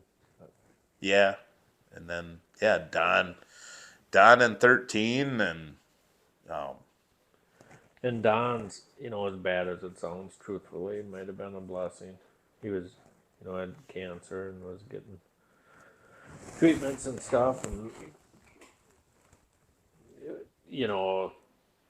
just it was that day and it was slippery, and he was going to get blood for his cancer and slipped and hit his head. Well, it was fine. I didn't think much of it, and drove to the hospital and had the brain aneurysm. That's what got him. But he was starting to get, you almost felt where he was getting blood so often, and you knew it's kind of turning, So, and for him, he didn't want to, have to have you help him or go and care. So, that one time he had surgery and was going to go into a care center, and we're like, well, you're just supposed to go here for a little bit, and it was just like, not having it, take me home. Yeah. like, this isn't not happening. Yeah. And I just remember that, like, oh, okay. Well, and I mean, I'll give him credit there. Like, he had a pretty good run for somebody that did not go out of their way to take care of themselves. Yeah. As far as like, I mean, he had a sweet tooth. Oh, yeah. Like, he could eat, a bag of cookies. Just sit down and eat a bag of cookies, or whatever, and pies or they used the grocery store used to sell them sheet cakes, remember? Yeah, sure. And he'd always buy them, and and he liked to drink, and Oh, yeah. Like bringing home pies. Yep. And he chewed plenty of Copenhagen in his day, and which he had given that up at some point. Yeah. But kind of off and on, he'd feel a little. Yeah. And how he didn't. That's the other thing. How he made as long as he did, as far as like they talk about all these dangerous herbicides, he'd spray with that 50. Oh, yeah. I remember seeing it with Prowl, his fingers being yellow. And he would look like Big Bird. Yeah. Because all the drift from Prowl. Yeah. Well, then you wonder, maybe that's some of it too. Yeah. As far as getting cancer. But Yep. But he... I'm sure it didn't help anything. No, probably not. But I mean, but you just did back then. You didn't. I mean, nowadays you know better to kind of watch it, but yeah, and they're just better setups for doing it now. But he had a good run. I mean, he really did, and he accomplished quite a bit. And at the end, it seemed like he mellowed out a lot. Yeah. I think like when your nephews were growing up around here. Yep. I think that mellowed him out a lot. Yeah. Because they were hellions. Yeah. And he wouldn't have put up with that. No. I got after him once in a while, but yet that's you see the next generation too. So yeah, I think he as a grandparent, you tend to relax, and kind of spoil them or whatever, versus. And he did. He mellowed way out, and even like with Mike, I think him and Mike were a lot better than they had been. They got to it. And it seems like him and his brothers were. Yeah. So a couple of them came out, I know, and saw them and stuff. So that was good. Yeah, I mean, no, he taught me a lot. I mean, and he was probably more right than you wanted to give him credit for a lot of times. But and he was probably stern in a way that he did want to see it. And he's probably just sharing. I don't know if it's the right way, but sharing what he went through and didn't always put it maybe in a nice way. Yeah. You'll learn, well, I could say. Yeah. I did that. But I mean, there's, they learn more every week or year on what's healthy for the animals. And, oh, yeah. It's just like now, the way farmers are doing things, 20 years from now is going to be, what were they doing? Right. It's, things advance so much that they do and they don't. It can be back to basics real quick, in a way, but I look at County Road Double D out here growing up versus what it is today. I mean, how many dairy farms were just, and Double D is a short road. Was it? You'd start at 7? Because at one point, it depends on how far back you go, but just like in the last, if you went back 50 years, Shelf Effers, and then, that where Gary Stern's mom was, sure they milked there. Yep. Then Greg Marks, Yep. Then Gary Stern. Stearns, Samuels. Us. Yep. And then you'd cross over there, and Quinn's is technically kind of right there. Right. Bowers, and Jimmy Hoschultz is there. Yep. No. And now there's nobody that milks the cows. Well, right. Jim's and Webster's in the area, but Yeah, but no one on this road. Yep. I mean, because technically you could say brand, but that's not. Yeah. That's more the highway, and I mean, I still, like I said, More cows. They're just at one farm. right. Well, and that I don't. That's where all this consolidation in agriculture, I don't think, has been good for rural. So around here, our rural community looks like it's doing well because we've got a lot of there's our economy around here has a lot of income from the cities. Sure. Where back then our economy was based off of agriculture. There was how many dairy equipment dealers and Right. and feed mills and farm equipment dealerships and stuff. And when you take all them away, I mean, there's just no need for all that infrastructure. Well, every 15 minutes there's a little dealership of something. Yeah. I mean, and all the guys that didn't really have a dealership that also sold stuff that you could call, like Fryer or Behringer. Yep. Or, Right. there was all that kind of stuff, and there just isn't, I mean, No. any need for that now. And so when I look back, early 90s, going up and down double D in the summertime with a tractor is about as good as it gets, Yeah. No, there's usually animals out to pasture.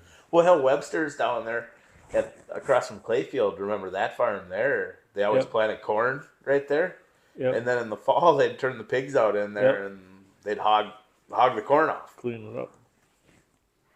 And all winter long, you'd look. They took a few more. They'd just keep pulling it down, and that was awesome. I just It's kind of a self feeder. right. It was just. I still think farming was better back then. But I don't know if we'll ever see that again. But Probably not in our time. But that was it was a hell of a way to grow up. oh yeah. Like I wouldn't trade that. No. I mean, You hated it at the time. You always wanted to be something else, but looking back, it was.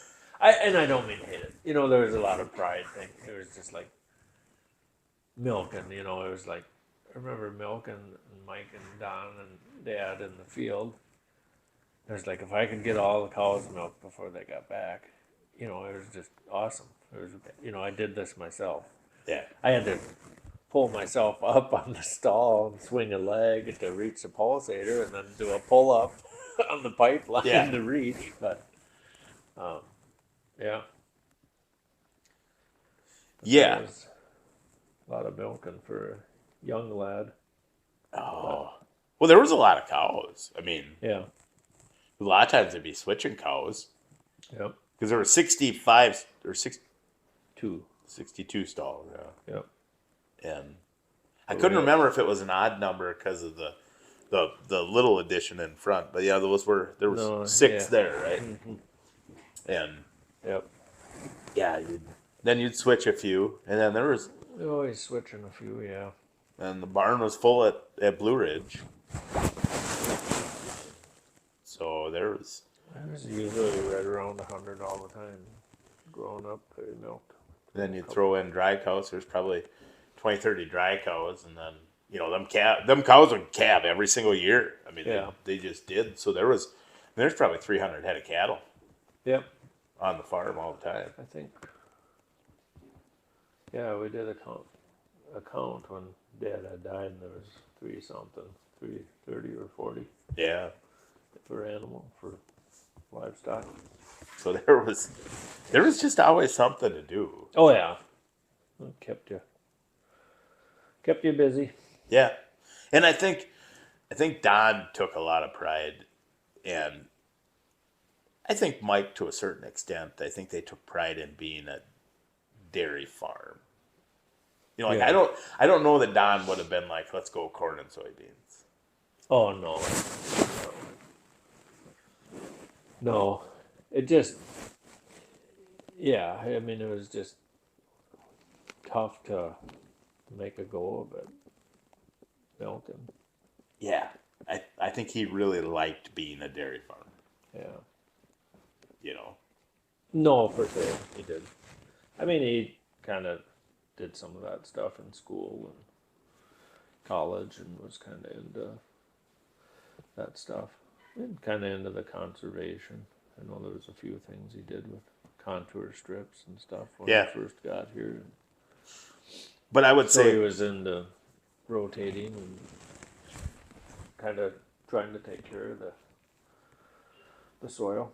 well, and I mean, today, the home farm here is pretty much all tillable, except for there was some stuff that got put into trees originally, CRP, right? Yep.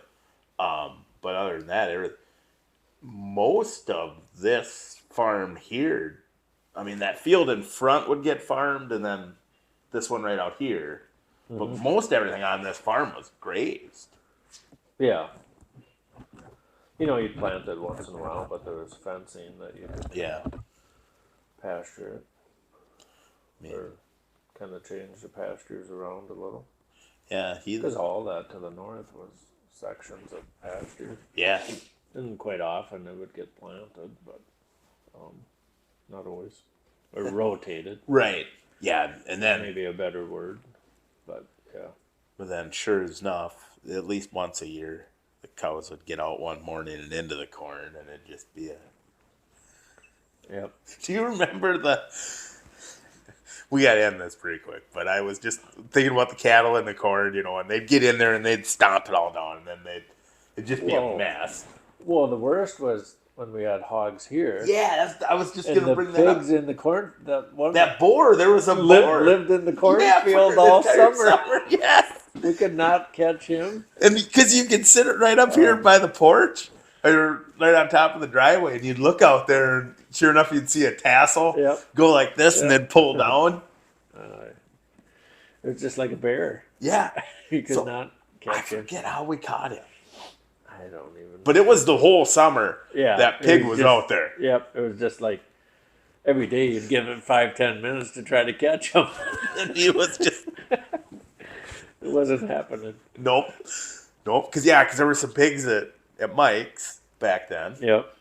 And then, yeah. Well, they kind of were right here, and then they would have went over to Mike's because in that old kind of garage greenery over there, he farrowed a few. Yep. Then eventually, just everything went to Blue Ridge. Yeah, once it was just so much easier down there with the setup. But I remember, I wonder if Mike caught that pig that time and held, because I think I remember somebody got a hold of a leg on that pig and standing there screaming, get the trailer or something, you know. Yep. Yeah, he probably tackled it. Because that was Mike's style. Like, Yep. Oh, yeah. Well, and those pigs were just, trying to sort them. If they want to go back on you, they'll flip you, right? I don't care what you got in front of you. If they get their nose underneath it, you're going I'd take upside down. Yeah, I'll take the dairy cows over pigs any day. Yeah. The pigs were, we had all them hogs at mom and dad's, and I mean, there's no, I was excited to get some cattle back. The market too. I mean that's kind of does it. That gets old too. Right. It was. Why am I messing with these things when the price is? Well, and Blue Ridge was a good setup with one exception. When you'd load the fat hogs out, because it had a chute that was designed for a straight truck, Yep. God, that was hell trying to run them up was. that chute. It was. the best thing somebody ever did was figure out, if we just haul them in a trailer close to the ground, we don't have to make them go up. Well, Don kind of had that figured out. That's why he sent a lot of them himself. But we must, every now and then, like, it would be probably Leon would come and Oh, yeah. load some, and then, yeah. I mean, you want to bring out the worst in everybody. It would be. But I mean, them cattle, I mean, not to pick on anybody, but them trucks are this high off the ground. The chute's this long, and these cattle have never seen a chute like this in their lives. And they're supposed, they're supposed to scoot up in this truck that's sitting there shaking. Yeah. I mean, makes no sense. Yeah. It was surprised we even got loaded what we did. Yeah. Yeah. That was. But the best was, were you here that time that heifer was a nasty heifer kicking or whatever, and it broke Leon's chute? No. Oh God, he had just made it brand new, and you know it, Leon. So we're back here on the south side of the barn, and there was this nasty heifer that would kick you, and she had calved, and she was just awful. And she'd she was the one that would catch you in the barnyard. Yep. Like a bull. So you kind of, and she was smaller, but she was just ordinary. And we got her going, and finally got her head started in a chute and going up there. And she crept a little bit and wouldn't go, and just was putting the brakes on, and he gave her the buzz and the shock, and she went in there and went sideways. And then was stuck on his new chute, and she kicked, and that side of the chute broke off, and then she fell forward, and she didn't even fall. She stood there on her legs and went about 10 feet and just sat there. His brand new chute laid open on the ground, and I remember Dad looking at oh my God, he's gonna kill somebody. And he just picked up his pieces, and a couple of them were broken. He couldn't get it back together, and he just left it and took off. He was so mad. But he wasn't screaming anymore. It was under his breath, all the swear words. I mean, I learned every word in the book. He was so mad. But he just redone the plywood on it. I think it was the same steel, but it was angle iron steel. He'd make it all because it was 3 pieces, and it would fold down and collapse on the chute and go in that truck. And oh man, out of plywood. I didn't know if you knew that story or not, but that was a good one. Oh, He's so mad. I mean, his face just. What do you do? I'm sure he spent all weekend. Oh yeah, redoing the chute. And I don't know if he came back after that. Because I mean, Dad would haul him once in a while, but if he didn't have time or if he was busy, you'd call him for one animal or two. And yeah, Leon would show up for some stuff. I remember having to load pigs for him too. Sure. And that was just a nightmare. Because I don't think Larry Pete did much. I think it was mostly Leon. Yeah. Which, nothing against Larry Pete. Oh, no, there was none of that. I don't know. I think Dad just knew him or whatever. They're kind of... Well, I think sometimes they'd go to polka games together. I mean, they'd see him at that. I know I'd see him at Approaches a lot when I was little. Seems like you were up there all the time for stuff. And then... For wedding dances and stuff. That's funny. No, I can picture the whole... Oh, gosh. That animal just went up and went sideways. Well, that was that. And then there was one kick, and the one side went, and she fell forward, and it took that side. Well, I'll tell one more funny story before we should probably end this one. I don't even know. Hopefully the battery hasn't killed. But speaking of wild cattle, when there was cattle down at the 80, you bought the truck from Don. Remember that 85 F-150? That blue one? That truck, when Don bought it, I mean, it was perfect. because the guy worked at the creamery or something and lived in town. Oh, yep. So he'd drive it down to the creamery and wash it in the wintertime. It was just immaculate. Yeah. Yep. It had no miles on it. Well, Mike, I don't know what happened with his vehicle situation at the time, decided he kind of, and I think Don probably discouraged him from taking it, but pretty soon Mike just kind of kept taking it. Using it or driving it. Yep. And it was Thanksgiving Day, and it had to be like 93 because I probably didn't have a driver's license yet. And we went down to feed those cattle, and he was going to drop me off at Mom and Dad's. And that dog that lived in that house had been screwing with cattle, so they were pretty edgy. And, there used to be that little round building. I don't even know what that little building, almost like a feeder, Yep.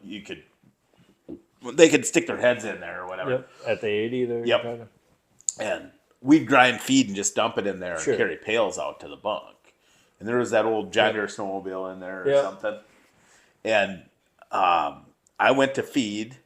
Mike's like, well, I'm going to throw some bedding down from the haymow. Because we used to stack that haymow with small square bales.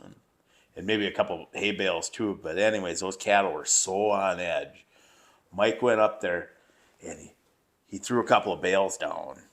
And when they bounced, those cattle were so freaked out. Like they just like stampeded. And I seen them like freaking out. And I dove into that round building. Yep.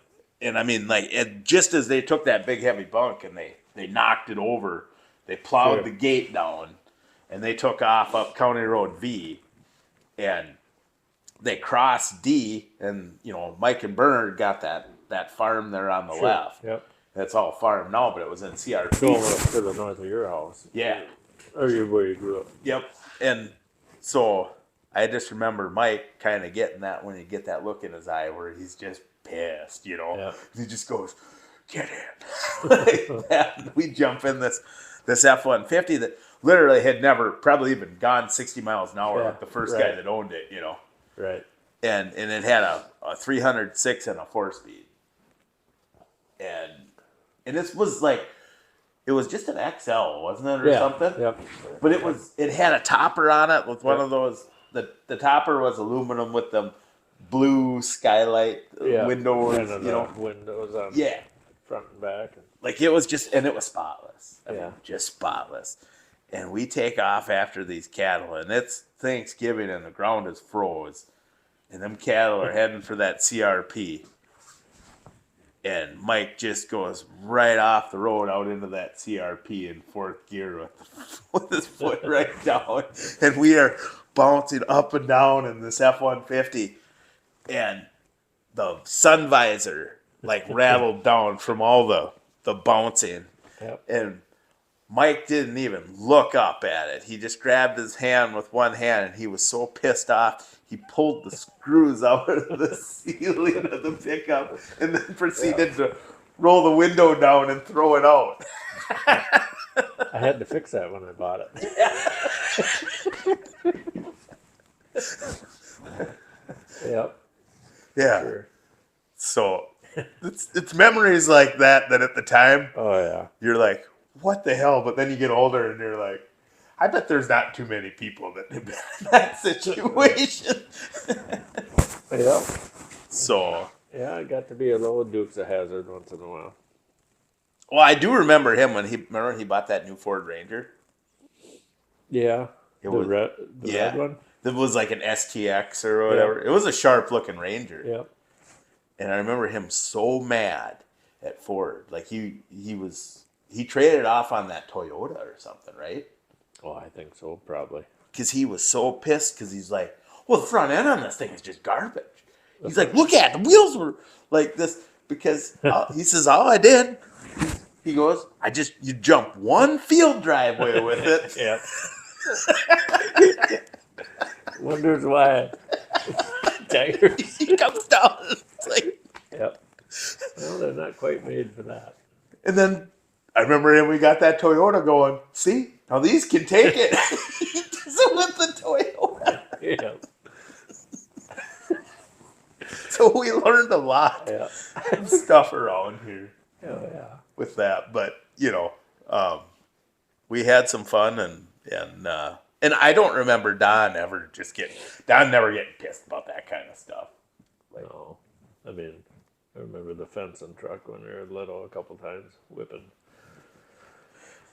a few in the field and getting in trouble over that. But then he'd do it the next day and laugh about it after we got in trouble for doing it. But, Well, do you remember that 90 F-250, that red one? yep. That was on the cattle trailer all the Yeah, time. when he bought that. So the 80 GMC was on the cattle trailer until he bought that aluminum Yeah. 4-star trailer. Then he bought that The 90. red truck. Yeah. And that was a 460 with a 5-speed. Yeah. And that son of a bitch. That had some power. Yeah, and I remember even Don lighting up the tires on that. Yeah. Because No, that would take off. that was kind of a fun truck. That needed the cattle trailer behind it.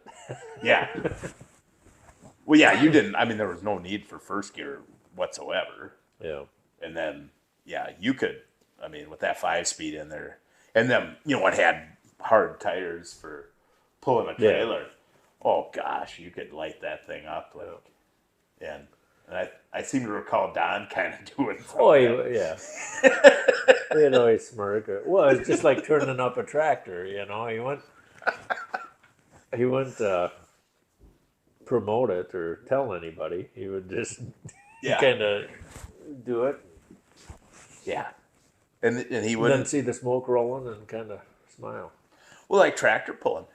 He didn't mind No. at all. Well, it was almost like he did, but then the day of, then it's fine. Yeah. Then he'd kind of get into it. You'd talk about it a week or two before.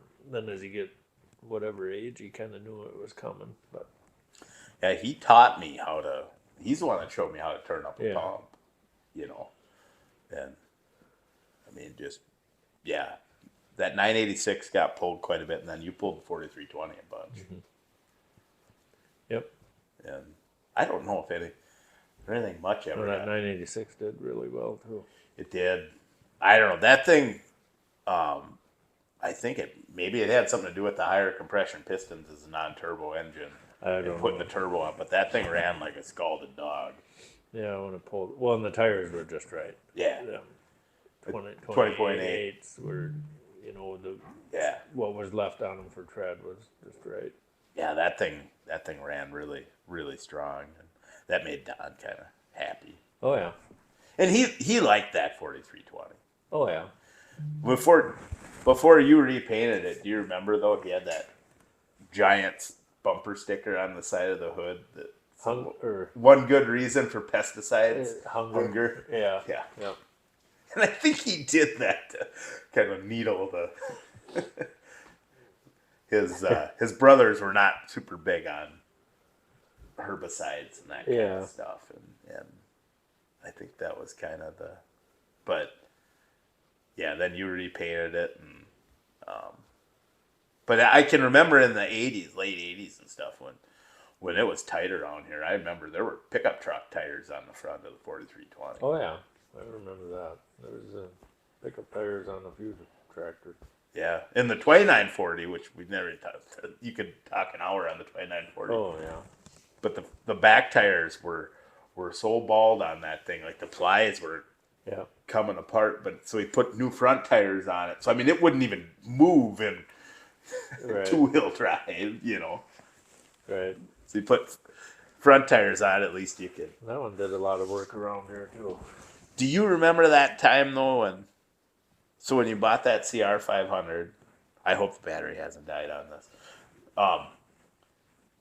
There used to be the motocross track out here in the calf pasture. Yep. And on that 2940 had a 260 loader. And then Don had a welding shop make a snow bucket for it. Yeah. And we just never took the snow bucket off. We just left it on. Oh yeah. And you were going to freshen up the motocross track with it. And Don, there was something like the shaft or the planetaries were bad. And Don's like, okay, we can't run this 2940 in front wheel assist or something. He's like, we have to baby it because I got parts coming for it or whatever. Yeah. But that tractor ran every day. It had to. No, Yeah. And you were out there pushing dirt with it. And then it wrecked that one planetary or something. And I remember Don not too happy. You're right. And the other time with that stands out to me was, remember the concrete ended to go to the lane. I mean, it was just like a mud hole. Yep. All the time. Yep. Like wherever the concrete ended, it was terrible. Yep. And it must have been raining or something like that. And it was after chores in the summertime. And you're like, we should fix that. And there was a pile of lime out here. So you and I just jumped on the fender with you. And I think I was going to get the gate for you, take the wire down or whatever. And we scoop up a big old snow bucket full of lime and drive across the yard and get a bump and the loader sheared off. Oh. Hey, whoops. But then you did that, and then you had to go fix it, and you learned how to, weld. And I don't think he was even that mad about no. it. I think because deep down he knew I probably shouldn't have a snow bucket on this tractor. Well, yeah, I do remember that 2940 working on that loader more than once, but kind of redoing the steel and cutting steel for it. And, I remember it broke the frame actually. yeah, cracked right where it mounts. Yeah, well the front like the the steering frame bolster of the tractor. I remember that cracked too. Yeah. I mean, Well, and we were always using stuff that, I mean, the stuff was underpowered, undersized for stuff you were doing. You always push the limits of the equipment. It's just like turning them up. Well, just go get a more horsepower tractor that's got the right. But you just didn't, because that meant 20,000 more or 10. Yeah. We take power for granted today. Yeah, there's so much of it now. Right. But yeah, back then it was. I mean, in that 2940, this farm was set like he had that Hydromax skid loader, but I mean it didn't. Nobody used the skid loader for anything. I think that one maybe went down to Blue Ridge, but then the 2940 was up here, and that 674 kind of stayed down at probably Blue Ridge. That's what I always used to cut hay with. Was a 674. But that 2940, I mean, went through a lot. I mean, that thing, when he traded it off, it was probably a 15. It was like that was like an 80 model, right? 80 or 81 when he got it. Probably, I can't remember for sure. But he traded on that 6400 in like 95, and if I remember right, so that was a front wheel assist loader tractor. Should be pretty valuable. It's not that old at the time. That thing was shot. Yeah, I think they gave him like $7,000 or something for it. Was it? Well, it paid for itself. It did a lot of stuff. Yeah. Well, like I said, there was cattle everywhere, and and silage was in piles. So I mean, that tractor just. Well, and that thing actually did a lot of plowing too. Yeah. It was. Well, it was that one spring got on the 5 bottom plow a lot. That one spring, the 986, had to go to Greenfield for an engine. Yeah. And put the plow on the 2940. But it did all right. And the muffler rusted out. Had a under the hood muffler that rusted out. Oh yeah. So I remember plowing.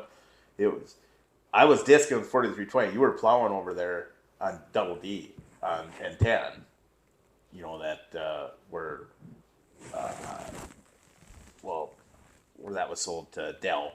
Oh yep. And I remember Don took the muffler from the 986 because that was still sitting in the shop from when he turboed it.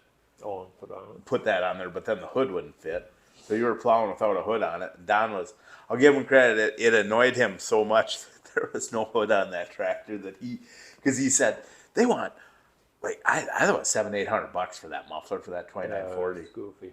And he's like, I'm not paying that. And then he finally just went and did it, and we put the hood back on. But, yeah. Yeah, it was kind of a it almost looked laid with the hood. Yeah, it was a goofy. Because I've seen guys replace them with like a muffler above the hood. They just put on like a normal style. Yeah, and that's maybe what he should have done. But I don't know. I remember that thing had a chrome pipe on it for a while too. Yeah. But that tractor got abused by every hired man that was ever around here. Well, with the loader on it, that's what I mean. It did its job. Got used. Yeah. And that 6400, same thing. I mean Oh yeah. that was a. I got some pictures of that when it was new. Mike found some pictures of my grandpa driving it. Oh. That's Yeah. that was a good tractor too. But No, they were. A lot of them were. You even got to give the Deutz credit, but if they had a couple of mechanical things, but that had good power, for what it was and set up, but it just was uncomfortable to drive. yeah. Yep. But we should probably wrap this one up because it's yeah. Well, thanks, Ed. So that story, don't forget, Heritage Iron, the newest issue. That's the whole history of the Magnum, and I think you'll enjoy that. Don and his fuel pump work. Yeah. Well, thanks, Ryan. Yeah. All right.